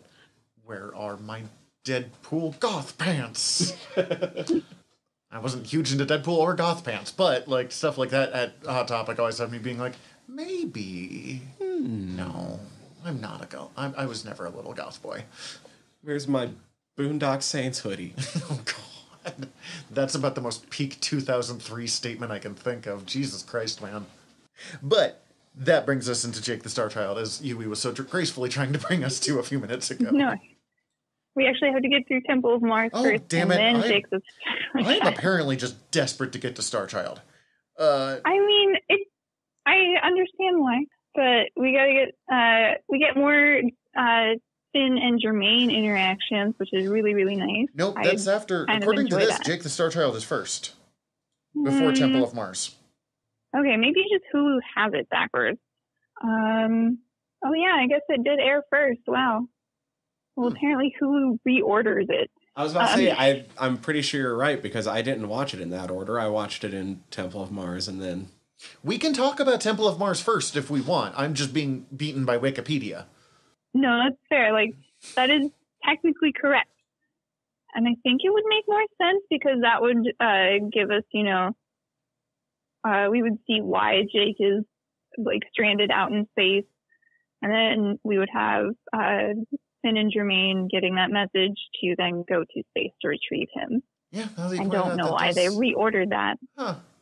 I mean, it honestly works either way because they are, as you pointed out, sort of concurrent episodes. Mm-hmm.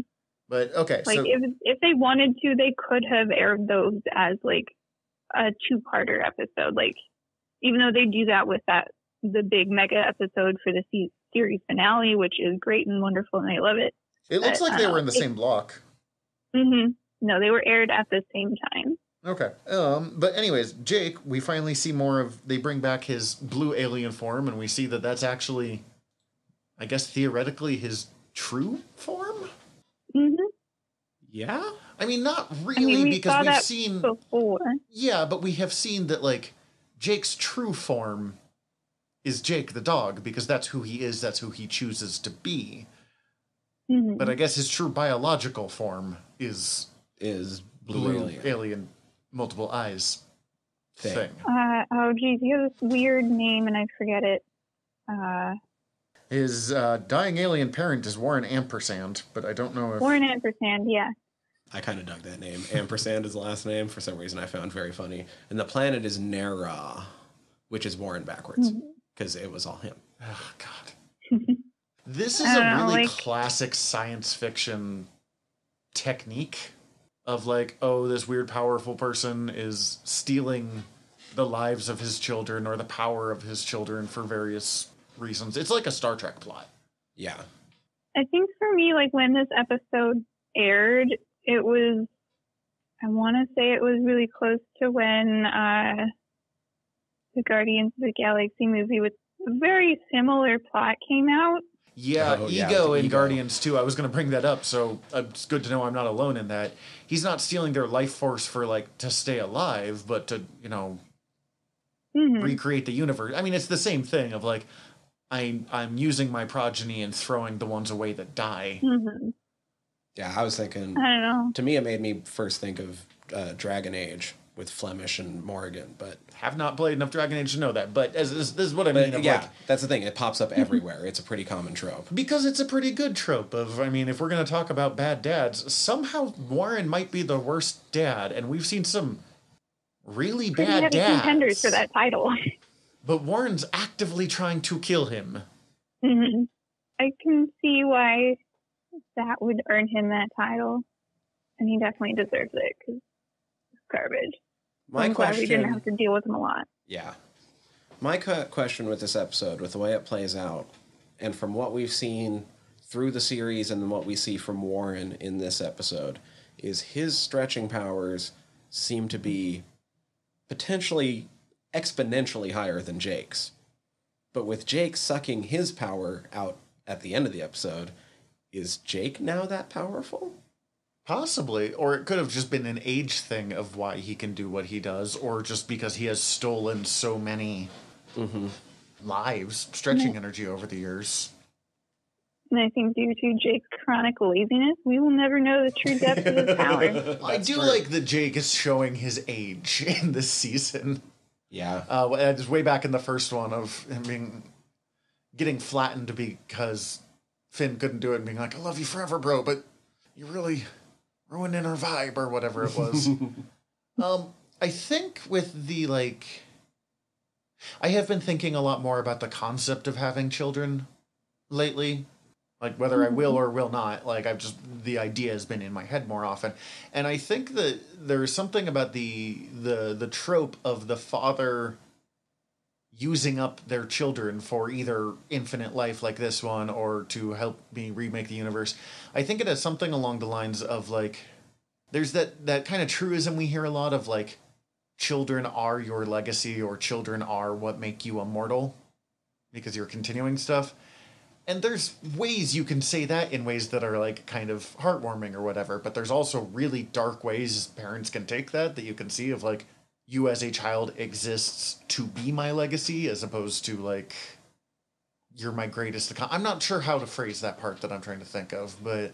Mm-hmm. Well, I think it might be that of all of the shitty parents we've seen in this series, that Warren Ampersand might be the most clearly like an actual narcissist, where he makes an entire planet out of himself and then basically only sees, he doesn't see his kids as an extension of his will. He sees them as an extension of himself. They are literally what's going to let him continue property, to not like to a live. kid. Yeah, it's not even you're my property. It's like, you are me, because you're not going to matter in a little bit. You are going to be me. Yeah, that's fair. Mm-hmm. Well, and he's the only one that doesn't give a shit about his kids. Like, all of the other bad parents have some level of caring about their kids. Even Martin had to have, like, cared about Finn growing up. And through his trauma isn't able to be what Finn needs him to be, but does have that, like, sorry, buddy. Like... It is what it is, but like isn't actively wishing him malice. He actually cared about him at one point in time. And kind of does as much as he is able later on, like the bits where he's hanging out with the moth and stuff. Yeah. But outside of like Warren Ampersand creating Jake when he like injected him into Joshua's head, like the only other point in which he cared about him is when he became useful to him. Yeah, so. He never at any point actually cares for Jake. So I think that's why he gets the worst parent. I do like that they beat him with the old school callback of Jake's... The old switcheroo. Jake's conman days, which part of me really wants a mini-series about, but the other part is pretty happy to just leave it being a mystery. And we get to... our final two episodes, first of which is Gumbaldia, where we still haven't talked about Temple of Mars. We've just talked about talking about Temple of Mars. Sorry. Nope, that's okay. It just, every one of us has done this now. But we get to see Jermaine, who I keep finding distracting because the voice acting is the exact same voice that he uses for Greg Universe and Steven Universe. Right. And Greg's like my favorite character on that show, so every time he talks, I'm just like, Greg! Wait, nope, focus. This is Jermaine now. Jermaine is like if Greg actually had to get a real-life job, but was still allowed to be artistic. Like if Greg made corporate music. Well, and there is something kind of interesting about Jermaine is just a normal guy in a family of complete psychopaths for the most part. Not complete psychopaths, but it's just wild. It's a wild family. Yeah, just they're all for him to be so level-headed and like calm about everything while having to deal with like the excess and crazy of like not only Joshua and Margaret but also Finn and Jake. It's like no wonder he just wants to sit there and paint. Wildly different scale, but Yui will probably relate to this when you're listening to like a serial killer documentary and they'll be talking about how messed up the family was growing up, except for the one sibling that like hit 18 and noped out and is just never part of the story again. It's like if that person occasionally came back to visit and murder happened less often. Like he's the only responsible one because he takes on all of his dad's jobs despite not being the hero. And here we get to see him not be the hero and just really simple stuff like talking constantly because he's freaked out about the idea of having to teleport. And one, just the growth of Finn of letting him do that and acknowledging like, yeah, I know what you're doing, but it's fine. Like whatever you need to do. Don't just instead of trying to fix it, instead of just let you have this. I love that kind of role reversal in that episode where like it's not Finn who's the one like screaming as he goes headlong into this adventure. He's the one who's stoic and like calm and knows what to do. And like Jermaine is the one who's like screaming like, I'm like so discombobulated. Blah. So that was a fun role reversal in that episode. Yeah. We briefly see Tiny Manticore. Right. And they call him, what, Tiny Griffin or something like that? Man, what was that? Who's a little that? Pegasus? A tiny griffin?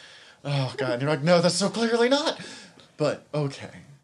Also, I love that he just still lives in the old remnants of Magic Man's house. He's like, I'll live here. I know this. I know this, and what the hell? It's not like it's super easy to get a house in Ooh by the look of it, so it's functional. I also like that Finn is just allowed to walk into his house without even having to say anything. Yeah. That would be like someone walking into my place and, like, going into the back art room. Me being like, whatever, you'll get to it. Yeah. Okay. I'm doing stuff right now. I didn't expect to see Normal Man again. I honestly thought that the last one was going to be... True. Now King Man. I didn't expect to see King Man. I love that, like, once he's returned to power, he starts going crazy again, though. Right. But only a little bit like, crazy. Not fully. Like, nowhere near the Magic Man level. But, like... He's a person where power really goes to his head. So if you give him the power of Magic Man, he's going to go super nuts.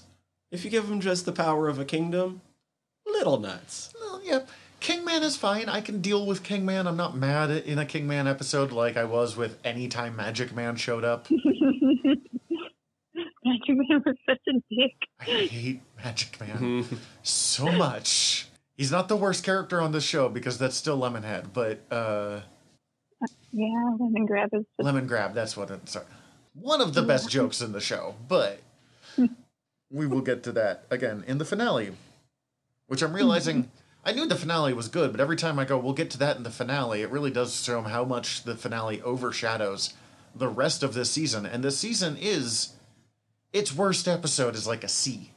Yeah. Like, I mean, you can even see it in just, like, the viewership of the episodes of this season. They start off around, like, I don't understand these numbers, but... They start off really high. 0.7, so that's what, like, that's... I think every point is it's basically from 1 million, right? So yeah. It's 770,000 people watched it while it was airing. Which is a lot of people, but... Drops down to 0.5s, but then the finale is like a 0.9. Yeah. So just seeing that range of, like, people were expecting a lot, and they were expecting a lot more of, like, a focused, story-driven, just, like, getting us to that end point. So, like, once people started to see it, it was like, oh, it's not as much that as more of, like, I don't know, Adventure Time being Adventure Time. So I guess I'll tune in again once it's the end, once it's important again. But, I don't know. There's a lot of things that those people missed. Well, and it was a very good choice to end Adventure Time being true to what Adventure Time was.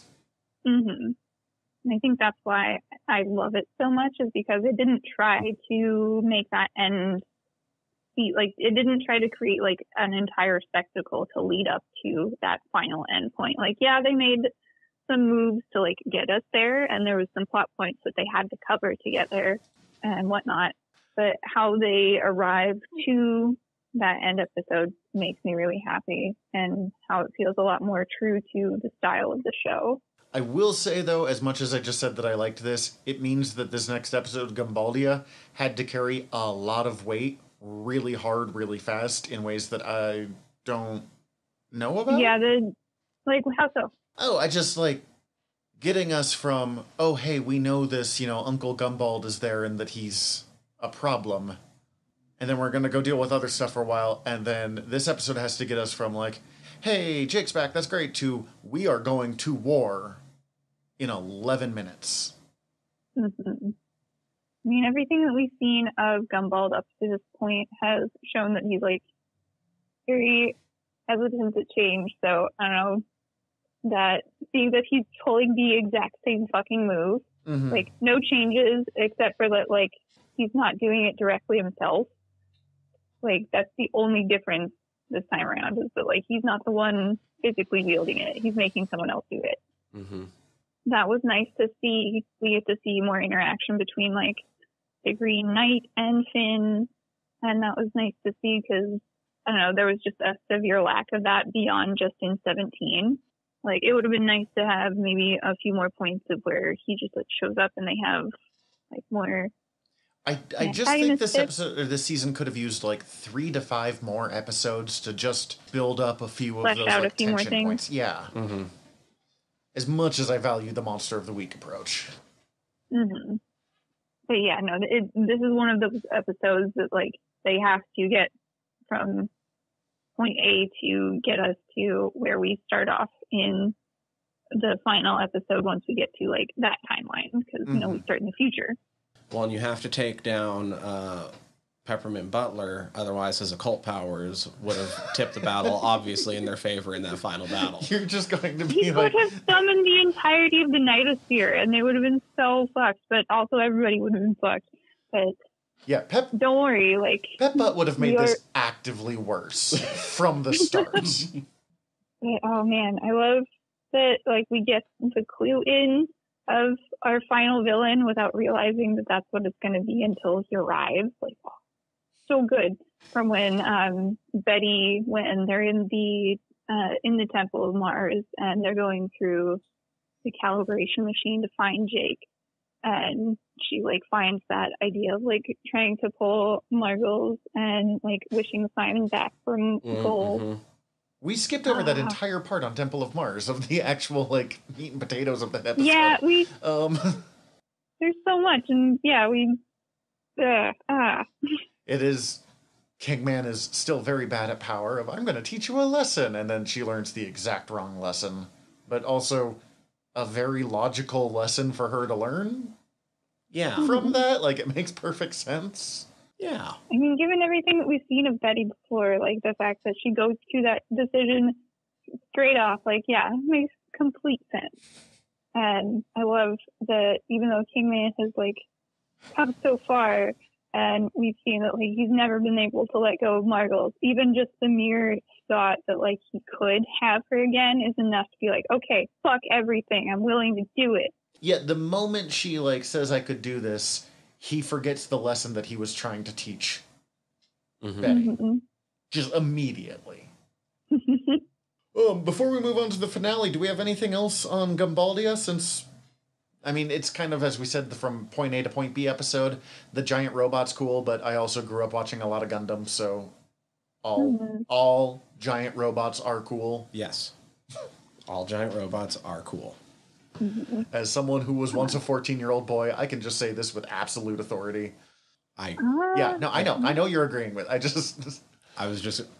cried in the theater during Pacific Rim. Wow. I mean, that movie's cool. That did not inspire tears. Not like sobbing, but like, I was like, oh my God, it's all my 8-year-old dreams come to life. I mean, yes, it's straight up just Guillermo del Toro playing with the toys he had as a kid. But on the big scale. I did cry and come along with me. Only once. And only like a tear. I didn't. But I like it though. Aww. Like, I think it's a fantastic finale. Finales are just hard to do in general. Most shows do not have good finales. And this is a really fucking good finale. So it's not my all-time best finale. It is a great example of how to end a show, especially with one like this. Also, my all-time favorite finale isn't actually a finale because they last second decided to do another season afterwards. But do you count the finale of Blackadder Goes Forth as the finale, or does the fact they did so many specials afterwards? No, if I want to cry endlessly, I'll watch Black Adam Goes Forth. No, what I was thinking of is the Scrubs Season 8 finale, which is like the final of the original cast, yada, yada, yada, is one of the most perfect episodes of television I have ever watched in my life, and that's a show that I have, like, deep affection for. So that's the one I'm going to give as, like, the perfect finale. But this is up there. This is, like, Star Trek Next Generation's finale good, which is another... Jesus fuck, they did a good job with this. This might be my third favorite finale, with only Blackadder and The Good Place above it, so... Still haven't seen Good Place, Can't See. Literally all I remember of Blackadder Goes Forth ending is tears, because it's just designed to make you cry. Yui, have you ever seen Blackadder? I don't actually know. I know I've seen episodes of it, but I've never watched like the show, and especially when I was watching it, I was a kid. So the final season is World War I, and the final and like the whole point of it is them trying to make sure they don't go over the top. I know I've seen the closing bit of that. And they go over the top and all die. Like, it freeze frames, but, like, they're dead. Yes, I have seen at least that sequence. And it ruins me every time. I have very visceral feelings of memories of crying in the upstairs bathroom in my mom's apartment. Watching this finale, though. Yes, I'm sorry. Not to get too far off. We've been talking about doing a Blackadder episode since I think the very first episode of General Nerdery. But to get us back to this, I know, Zach, you walked in on me watching this for the first time. So I knew about Shermie and Beth because of that. And I knew what the final scene was going to be, but I lacked all context for it. Mm-hmm. And so I don't remember if you had walked in when I was watching the Time Adventure song. I think that's when you walked in. Like, that song in particular, I don't know. Like, even when I listen to it now, it still just, like, gets me. I walked in right afterwards because the only things I remember is BMO being like, and then they went on more adventures, and then them singing, like, the final Come Along With Me. Yes. But you were sobbing from that song, and I had a moment of, like, oh, no, my roommate is sobbing. How much emotional energy is this going to cost me after a long day? Oh, it's a cartoon. We're good. Okay, we're good. I mean, yeah, watching the final sequence of that show and how they chose to close it out with that end song that we've heard for 10 seasons and the fullness of it, like not just that little 10-second clip that we always hear. You get to see all of the characters living their lives. I definitely feel we're also getting way ahead of ourselves. Of course. I definitely feel like this episode would have hit a lot harder if I had come up watching the show over the course of however many years it was coming out, as opposed to watching it for a podcast. And I mean, I've loved doing this. Do not get me wrong. But I had the same feeling though. Like if this would have been drawn out, this would have hit harder. And this, yeah. When I started watching this in 2010 and then finally seeing that end episode in 2018, that was a very large part of why I very much love this series. Well, and that's through your 20s, almost exactly. So that is that's huge. Your 20s suck. So you've also been going through a lot of real dark shit and growth, just for every person. I don't know many people who have had a good their 20s overall was actually good, and I don't trust them when I do meet it. Yeah, no, and especially for me, the things that I went through, even just during that time, having that show was definitely a very important part of just me getting through everything that I went through and seeing all of those trials mirrored through the characters, how they would overcome adversity. That's definitely me projecting that onto the media and why it's so important to me. Oh, I definitely have shows like that. They're so good. Some of them. Smallville's actively bad. Sorry. There's something about how they start off an entirely new story that we don't really get to explore while ending one that we've grown to love. With things that we've already seen, all of the things that we see in the timeline of 1,000 years in the future, we've seen already through the Grable Master. So there is precedent. There is a timeline, and visions, even just in the opening sequence, we see things that we've seen referenced before. We see Gibbon, and that was the pup that Charlie eventually has. Yep. In that one dream tarot session that she has with herself. So we learn about Gibbon then, and we learn that he's survived 1,000 years to become the fucking leader of the pup kingdom and can take away other pups' powers at will after having his stolen, but no context on why that is. And there's entire worlds in just that opening sequence that somewhat appropriately, I find Shermie Soups annoying, which fits with where I found Finn when this all first started. Yeah. I mean, I didn't find Finn as annoying as I found Shermie, but so he's also not a crazy little cat guy. Yeah. Yeah, that's true. Kind of looks like Jack from Jack and Daxter. No, I'm thinking of Ratchet and Clank. He kind of looks like Ratchet from Ratchet and Clank. Not important. I'm talking about 15-year-old video games here, sorry. Yui, I'm curious, since you're actually like part of the fandom for this series and we're newcomers. How is this finale received amongst fans? Like, is it thought of mostly as favorable? Because I could see this one being very split. Because it reminds me a lot of the Battlestar Galactica finale. Like, honestly, like, that was kind of every single episode. There was people who loved singular episodes. There was other people who hated singular episodes. And, I don't know, it was very uneven. It just depended on what type of fan you were, what you actually wanted out of the story. Like, I know for the people who had spent that entire series just wanting Bubblegum and Marceline to get together, like having that like on-screen kiss and confirmation, like that was mind-blowing. Oh my god, holy shit. It's still awesome and amazing. I did have thoughts about that, and what was interesting to me is, seeing it and having it not be a big... I mean, it was a big deal because, like, I've been watching these characters, yada, yada, yada. But because of other shows I've seen where that has happened, Steven Universe had big moments of queer representation where my brain was like, holy shit. And realizing that this came before those.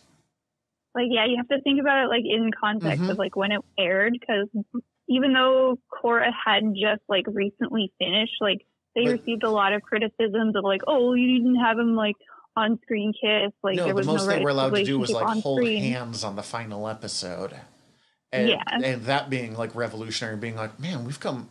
I mean, obviously there is still so far to go. I'm as a straight man, I'm definitely not going to be like, we've made it. But just and I think that's why a lot of people really love the Distant Lands episode with Marceline and Princess Bubblegum, because it just directly explores like.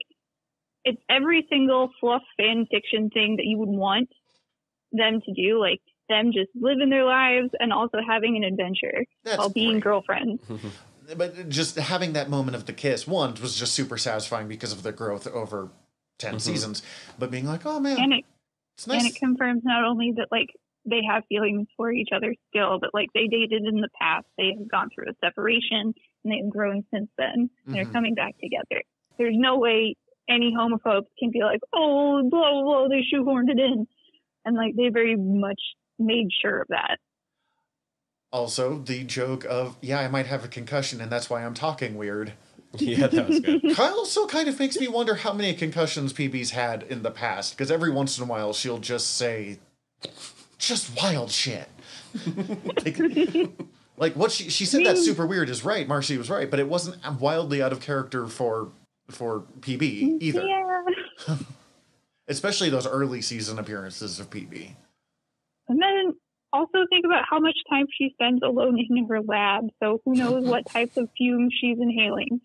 And we know she doesn't sleep for like a week at a time. Right. Yeah, PB's nuts. I remember seeing when I walked in originally, that makes it sound way dirtier than it was. When you were watching this and I caught the last like 3 minutes of it, I remember seeing the two of them together and being like, oh, they are a couple. I've picked up enough of the internet for some fandom to be aware that people wanted that. I did not know I was going to get this kiss.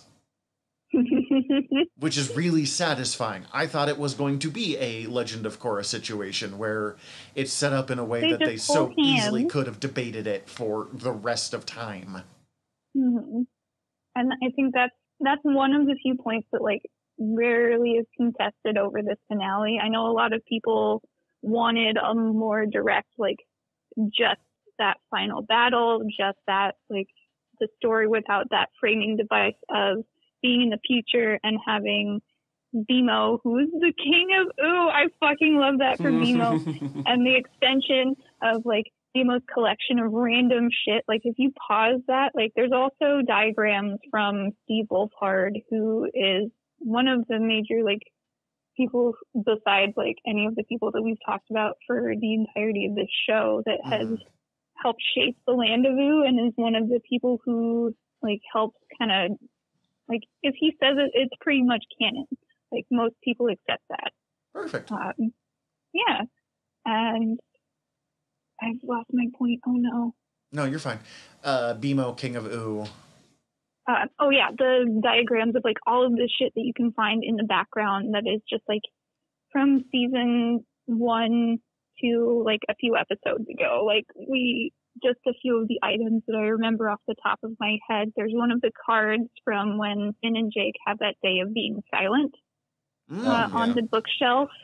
Poor BMO losing their mind. Yes. But I don't know, just like all of the collections that BMO has created of like all of the adventures that we just watched. So kind of BMO being that stand-in for the fan interaction. And I love that framing device, and I loved seeing Future Ooh, even though we've seen it before. And yeah, I just found a list of all the things that are in BMO's cave. It's like 70 fucking items long. There's so much. Of things that showed up from other episodes. There's a reason the show took like 6 months per episode to make. Like, like there's entire stories that happen in just the backgrounds of certain episodes. Like even in Bonnabelle Bubblegum, like when she goes to the gas station, like there's kind of this background subtext story of this, the people in the picture that she sees. You see like writing on the walls in one set of handwriting, and then another set in like a different type of handwriting.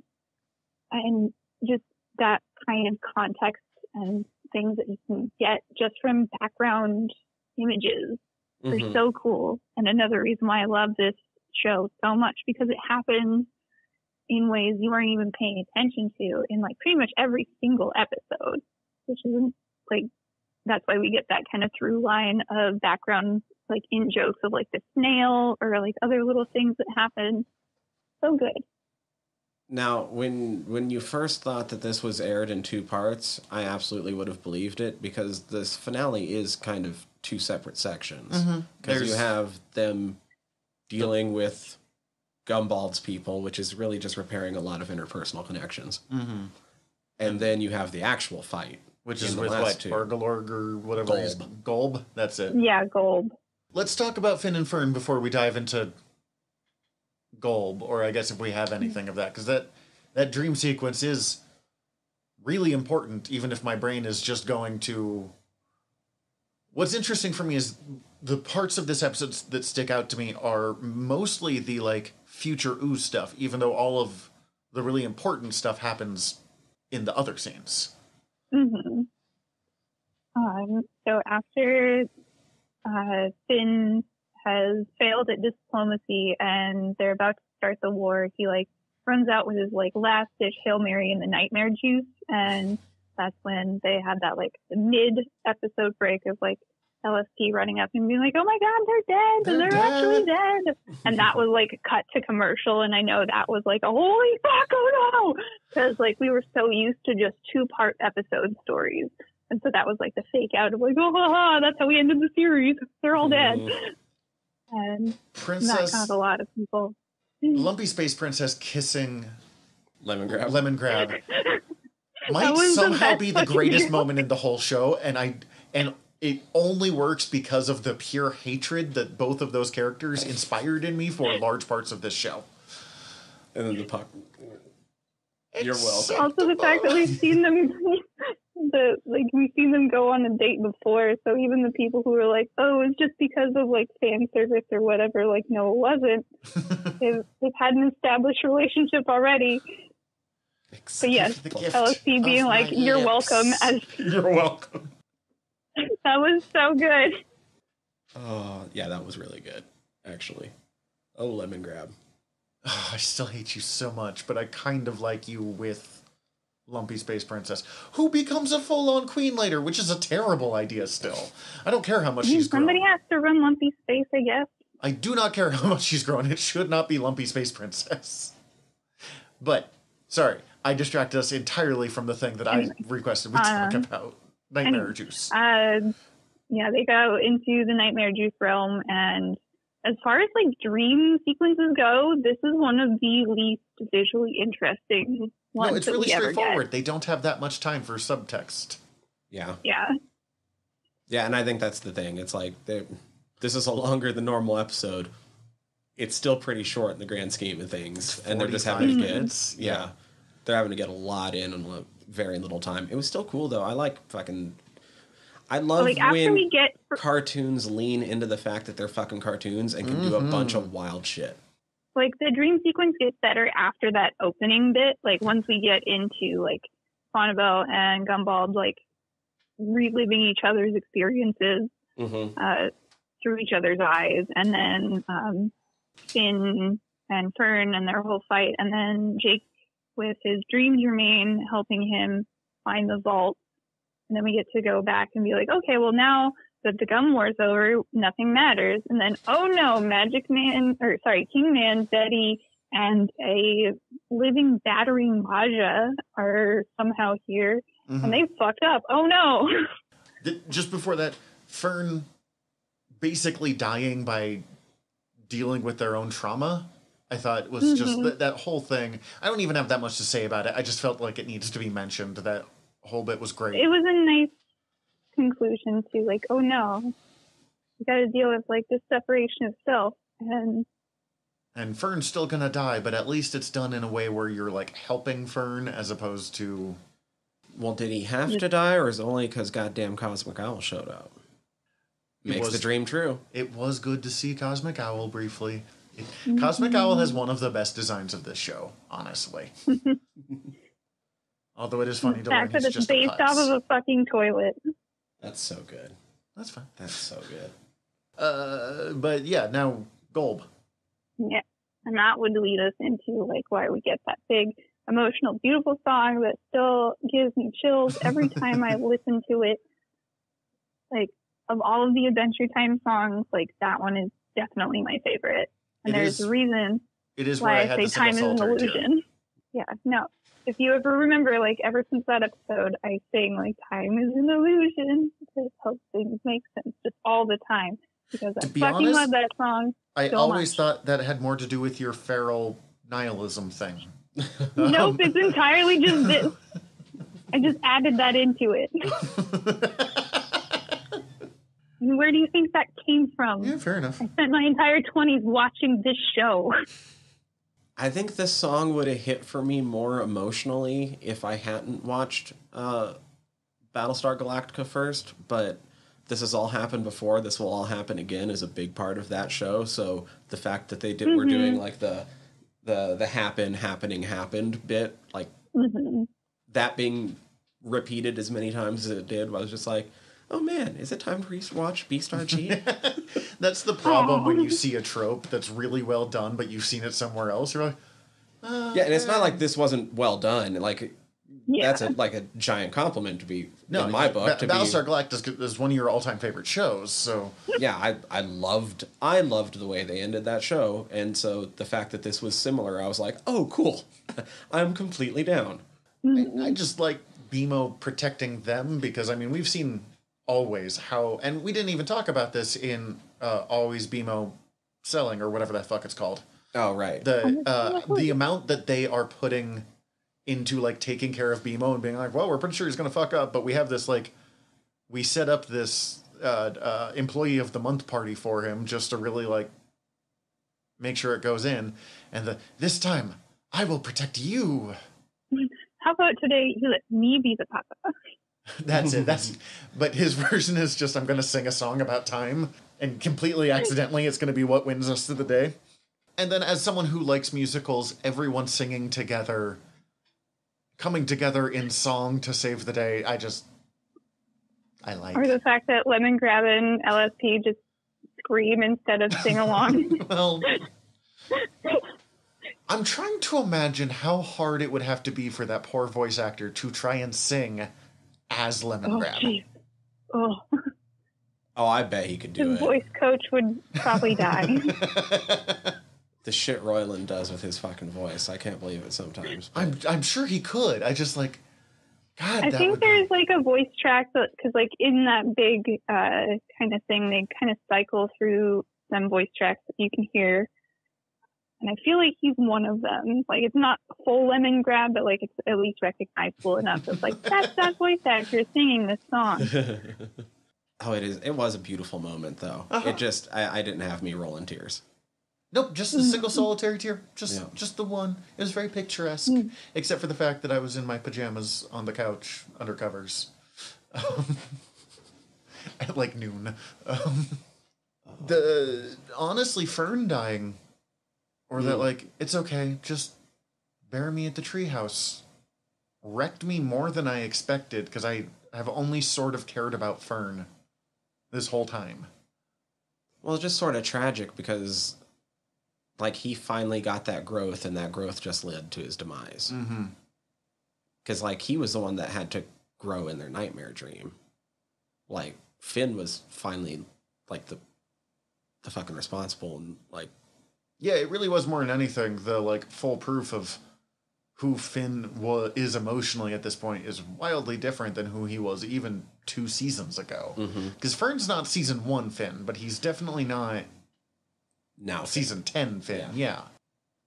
Did we have a point before this? This is kind of a non sequitur, but did we have a point before this where the singing hole could be heard by people other than Finn? Like, I feel like I remember last time we saw her, only Finn could hear her. But then Jake clearly could in this little bit, yeah. Last bit. Yeah. Was there any in between that I just forgot? No, this is only the second instance of the singing hole. The first one, you are remembering correctly. And they explain like why Jake would eventually be able to hear her now. Because he has witnessed, I think it's like a great loss or something, like it's something that the singing hole and Finn talk about, that Finn has just experienced some terrible emotional thing, and that's why he is now able to communicate with the singing hole. And I mean, the entirety of Ooh just witnessed almost their complete destruction.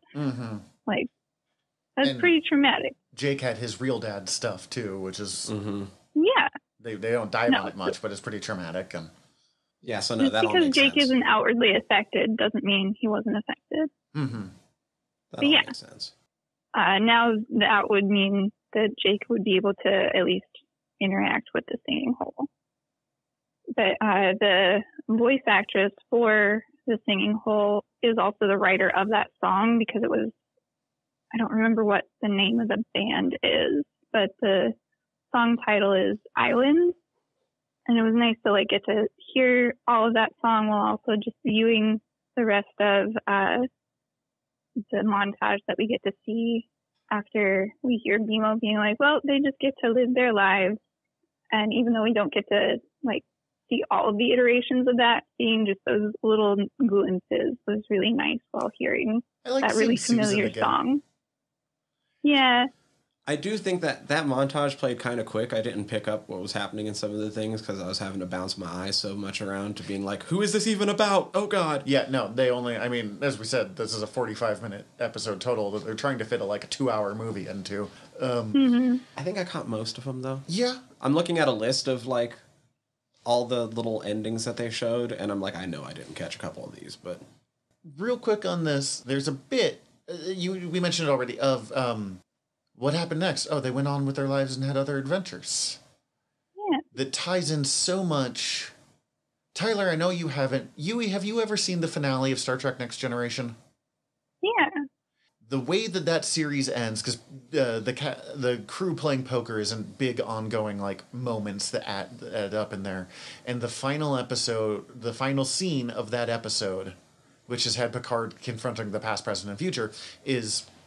him joining them for the first time in a poker game, and then it slows out and we get the final shot is just the Enterprise D going through space on the way to its next adventure. And it is one of the most perfect. I mean, it is in number 2 of my all-time great finales, like we were talking about. And that line gave me very strong Patrick Stewart ending final words on Next Gen being the sky's the limit. Even though he's talking about poker, but still. I don't know if there's any of these little vignettes that they showed that we want to bring up in particular, but before we talk any more about that, I do want to back up for just a second, because I remember thinking how the nice little touch of when they were dealing of being inside Golb's stomach, and Betty's trying to make the wish with the Ice King, back in its wish state, the Ice King helm. I can't fucking talk. The crown. Yeah. With Harmony being the opposite of Golb, her wishes don't work until it's something that has to do with helping another person. And whatever it takes, I want Simon to be safe. I mean, she wished for the power to keep Simon safe. And the only way to keep her safe, or keep Simon safe, was to merge with Gold. And get Gold the fuck out of there, yeah. Yep. I do like that we finally if Gold stuck around, he was about to destroy the universe. I do that we finally get Simon back in some way. And then I like that it looks like they're going to go for a part 3 of big fights. Because Gunther picks up the wishing thing, and they're like, "Oh God, no! Oh!" And I'm like, and I had that moment of like, Jesus Christ, how much time do we have left? Are they going to do a third? Yeah, this is the big of battle, and then nope, we just get the Ice Thing. He just wanted to be Ice King or Ice Thing. Get the, well, this has all happened before. This will all Winter happen Evergreen. Mm-hmm.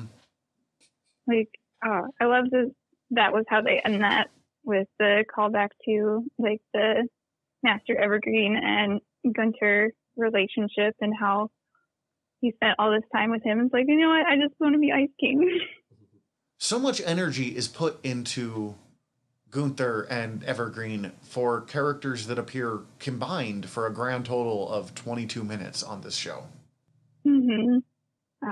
Just the absolute depth that, like, a single offhanded reference, like, there was one episode, like, several seasons ago, where Princess Bubblegum mentions her uncle Gumbald and how he chopped down the taffy forest in a single night, and then we get to see the context of that occurring in, like, just the backstory of, like, all the Gumball relatives, and why that was maybe a lot worse than Bubblegum originally presented that. And just the way this show builds off itself, off of small little things, of whether it be like an actual foreground thing or background, or like just even just fan service inclusion. Like, that's how we get me now, and like their weird inclusion in the story for no apparent reason. But the creativity that this show chose in their story directions was really great to see as a fan. So I guess my biggest question about this episode, though, is as far as if anything, like I think after having seen this, I kind of agree with you, Yui. Like, Distant Lands feels weird just because this was such a nice little wrap up. Mm-hmm. But Distant Lands might be great, but it is the money pit being continued. But, like, if a series were to continue as a direct sequel, how much of this episode would actually be considered canon, considering it's BMO telling us the story? That's a fair point. He doesn't actually even remember Finn's name correctly. And if you remember most of the events that we are recounted to in that story, BMO isn't there at all. I didn't even think about that. I guess I just imagined that, like, you know, he heard the story, but we've seen BMO tell stories before. He goes in weird directions. Yeah, like, even just a few episodes, they deliberately, like, show you that BMO is not a reliable storyteller. But they may end the show with BMO being the storyteller. But BMO does care that his stories contain emotional truth. That's true. I'm going to go with this remains true just for my own personal headcanon, because I kind of need it to be. But I kind of love the idea that it's just BMO making shit up as he goes along. I know a lot of people had that criticism of that, like, when it first aired, like, oh, well, since it was BMO telling and none of that actually occurred, and we still don't know, like, the actual end of the story, and we never will, I hate the creators, blah, blah, blah, blah. Yeah, I was like, as far as, like, reactions went to when this aired, some of them were like, I fucking hated this, I hate this show, and clearly you don't. I guess, yeah, they were just mad. Interesting. Yeah, no, I just think it's a fun way to think about it. I'm not mad about it, though. I hadn't thought of... I'm really glad that I thought about it now. I mean, we know that at least parts of it are true because we see signs of it in the future. Mm-hmm. In the future. See, my big final question for this is Sweet Pea still called Sweet Pea 2,000 years in the future? Oh my god. Grown-up Sweet Pea we walking with the fucking Nightblade is the story I need in my life so badly. start calling himself Billy too. I want the adventures of Sweet Pea. Yeah, because that's what he can look like, right? Like he's the new Billy. Which yes, works like because that is what they were setting up like him for. Well, and it works because Billy's body was stolen by the Lich, and then he was reborn as the Lich. So he really is, because he decided not to be the Lich. He just kind of becomes Billy. He's the next hero of Avu. I kind of want his voice to be exactly the same, though. Yes. Oh, the Lich voice? No. Sweet Pea's baby Billy? voice, but as like full-grown giant. Baby voice? I'm not saying it's a good choice creatively. I'm saying it would make me laugh really fucking hard. I think it would have to be very either consistent for the show. I think it would either have to be the Sweet Pea baby voice or like Ron Funches. Ron Funches would be great. Although, again, I say all of this, but the Lich's voice is Ron Perlman, and I will let Ron Perlman do literally any job he wants to do. That's true. That's true. Mm-hmm. Like, I definitely miss the Lich as, like, a villain. Like, I love Sweet Pea. I love Sweet Pea. We've covered that a lot. But I do miss the Lich as a villain. I really did so much expect for the Lich to be a much bigger part of the story again somewhere after Sweet Pea was born, in a way that he just never was. Like, there's important Lich things that happen, but, like, I don't know. I was sure the Lich was going to be the final boss more than anyone else. One of my biggest unanswered questions that we get from, like, things that are directly referenced in the stories is, like, the Scholars of Gold. I wanted to fucking learn more about them, but we never got to, because none of that mattered, apparently. And because the Lich was one of them. Like, he even says that. Like, who are they? We don't know, but we know the Lich was one of them, and blah, who cares? We have other shit to worry about. That's something that I will forever think about. Who are they? What were they doing, and why?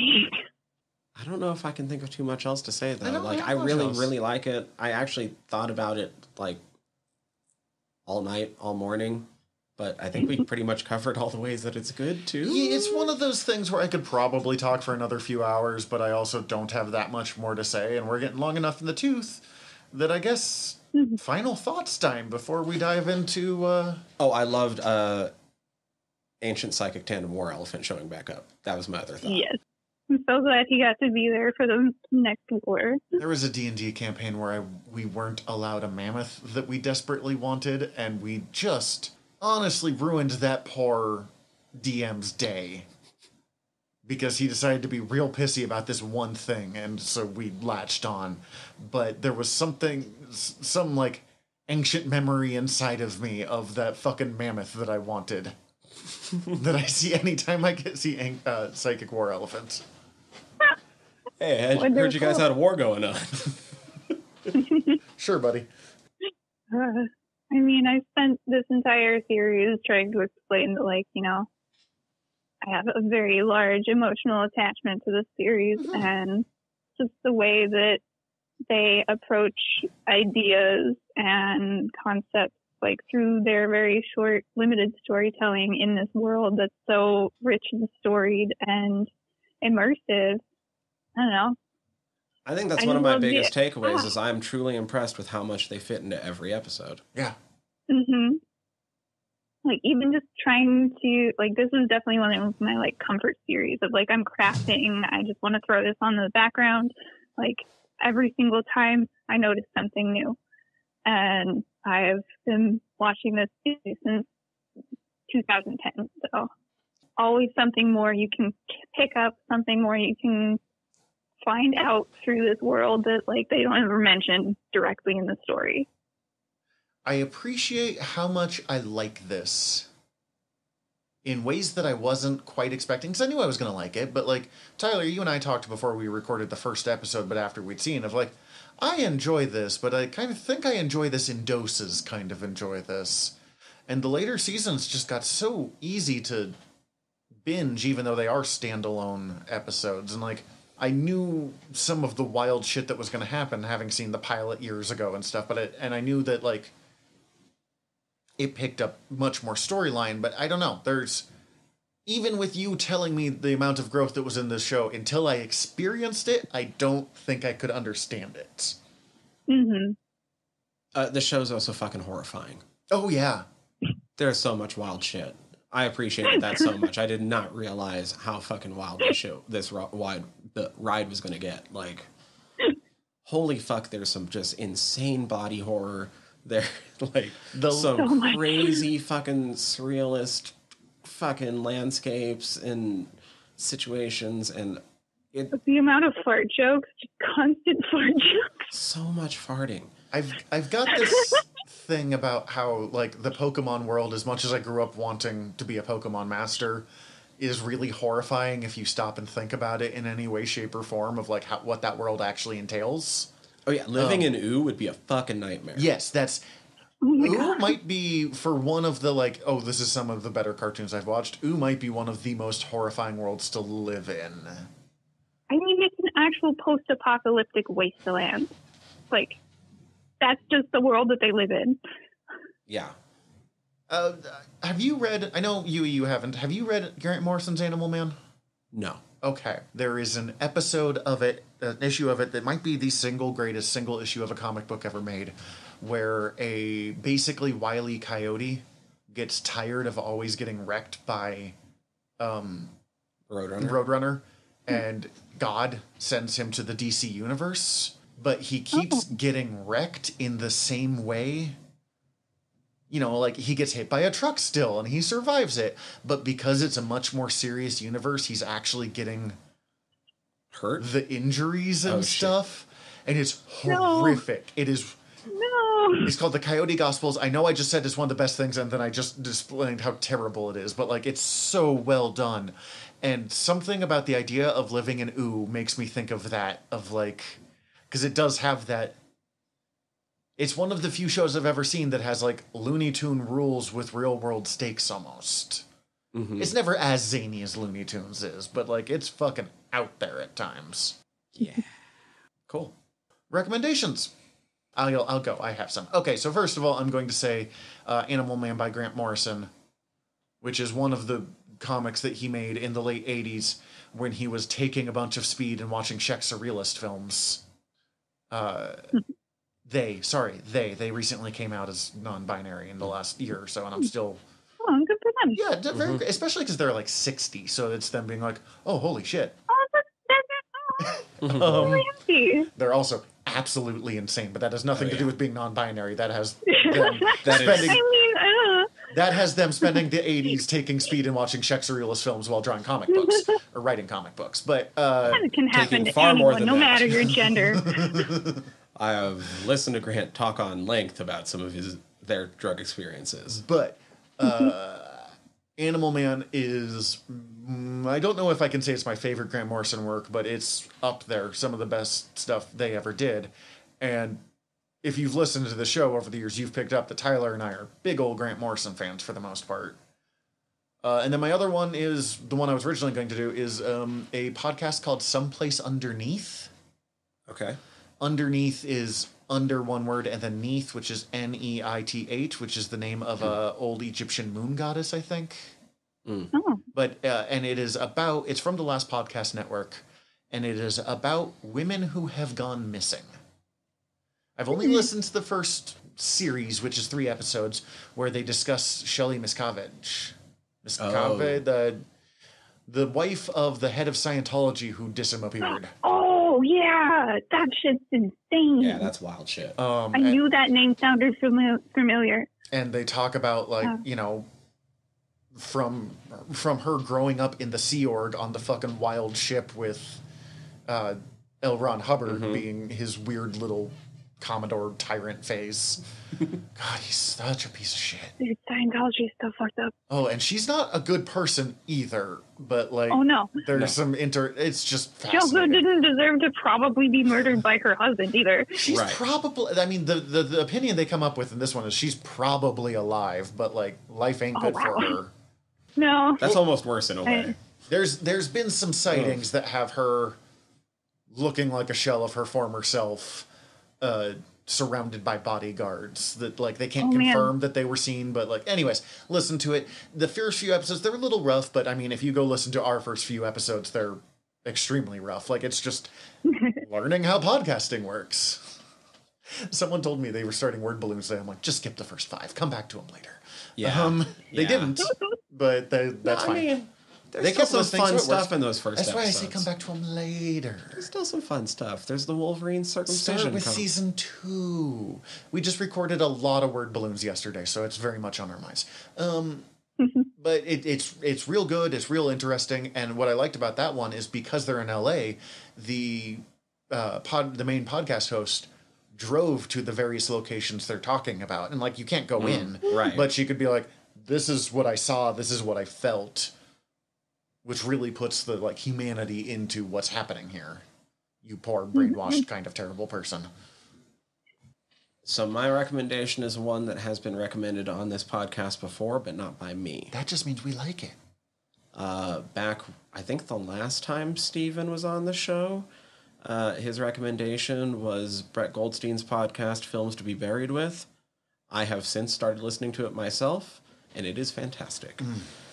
Brett Goldstein is Roy Kent on Ted Lasso. Turns out he's a massive cinephile, has a podcast where he gets on a lot of different like actors, directors, generally, and some just like comedians and like celebrity friends of his, but most of them are in the business in some way, to talk about their life through the movies they like. But it's kind of an awesome, weird premise where the premise of the show is they've died and they've gone to heaven, and everyone there is super into movies and asking them this question. And that seems like a really weird detail to throw in, but it does wrap back around in every episode. And it starts off every episode with like kind of a like actual heavy note where they actually talk about what they think about death and like what happens when we die, and then they get in all the fun movie shit. So. Jesus Christ, that's fascinating. Oh man, just real quick, just because I thought about it and I need to be able to say this somewhere. I saw this meme of the way that you should write Batman and Superman as friends is the friendship between Ted Lasso and Roy Kent. Oh yeah, and I will send you this show. I'm sorry, I know I've been promised. Oh my god, so good, it's so good. So good. Any recommendations for you, Yui? I am going to recommend a movie I saw recently. It's apparently hard to find, so watch out. It's called The Fall. I think it was released in 2007. It has Lee Pace. He plays a stuntman from like the early days. Oh, sorry, it's a 2006 film. Okay. That was like right after Pushing Daisies.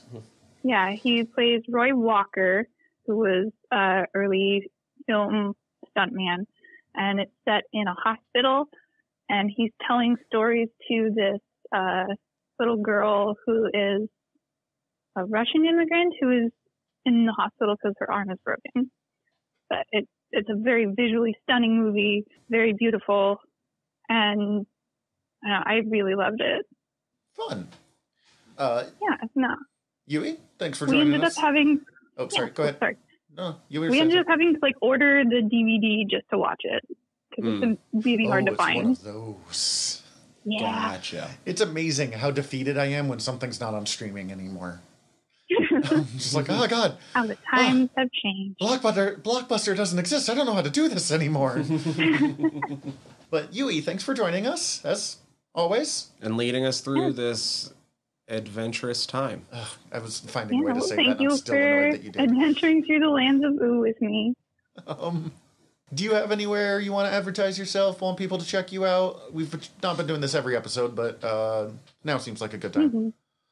You can find my art at Fawn House Designs on Instagram and Facebook, and that's pretty much it right now. You should spell that real fast because you do not spell that in the English style, and it's spelled FAUNHAUS Design. Yes. And next week we will be going from a long, epic 4-part series to a movie, and a very weird, goofy, made-for-TV one at that. Heidi will be coming back to join us, and we will be experiencing the glory and the terribleness that is the 1996 Doctor Who made-for-TV movie that would have been a pilot for an American Doctor Who series on Fox. Yeah. It's a lot. There's ninjas. There's time travel. There's Daleks with weirdly high-pitched voices. Look, I know Paul McGann's a doctor, but I'm here for some Eric Roberts, so... Julia Roberts' brother is the master. It's... God, I'm just so happy. But that's next time. In the meantime, we're your Generals of Nerdery. I'm Zach. I'm Tyler. And I'm Yui. Dismissed. Hi, everybody. General Tyler here. If you like the show, please hit subscribe however you're listening to us right now. Also, if you could rate and review us however you're listening to us right now, or preferably over at Apple Podcasts, we would super appreciate it, as the whole world is around on algorithms, and we want to be all up in them, getting our voice out to more places. Also, tell your friends. We always appreciate that. If you want to get in contact with us, ask us questions, give us comments, email us generalnerderypod@gmail.com. You can also contact us through our website, www.generalnerdcast.com. While you're there, check out all of our back catalog, or click the links up at the top, as we are part of the Earworm Podcast Network. Go check out all of our sister shows. We're involved with most of them, so if you already like listening to us talk, it might be in your best interest. And if you want to check out everything from the network, head over to earworm.com, EARVVYRM.com. We'd super appreciate it. Love you all. Have a good one.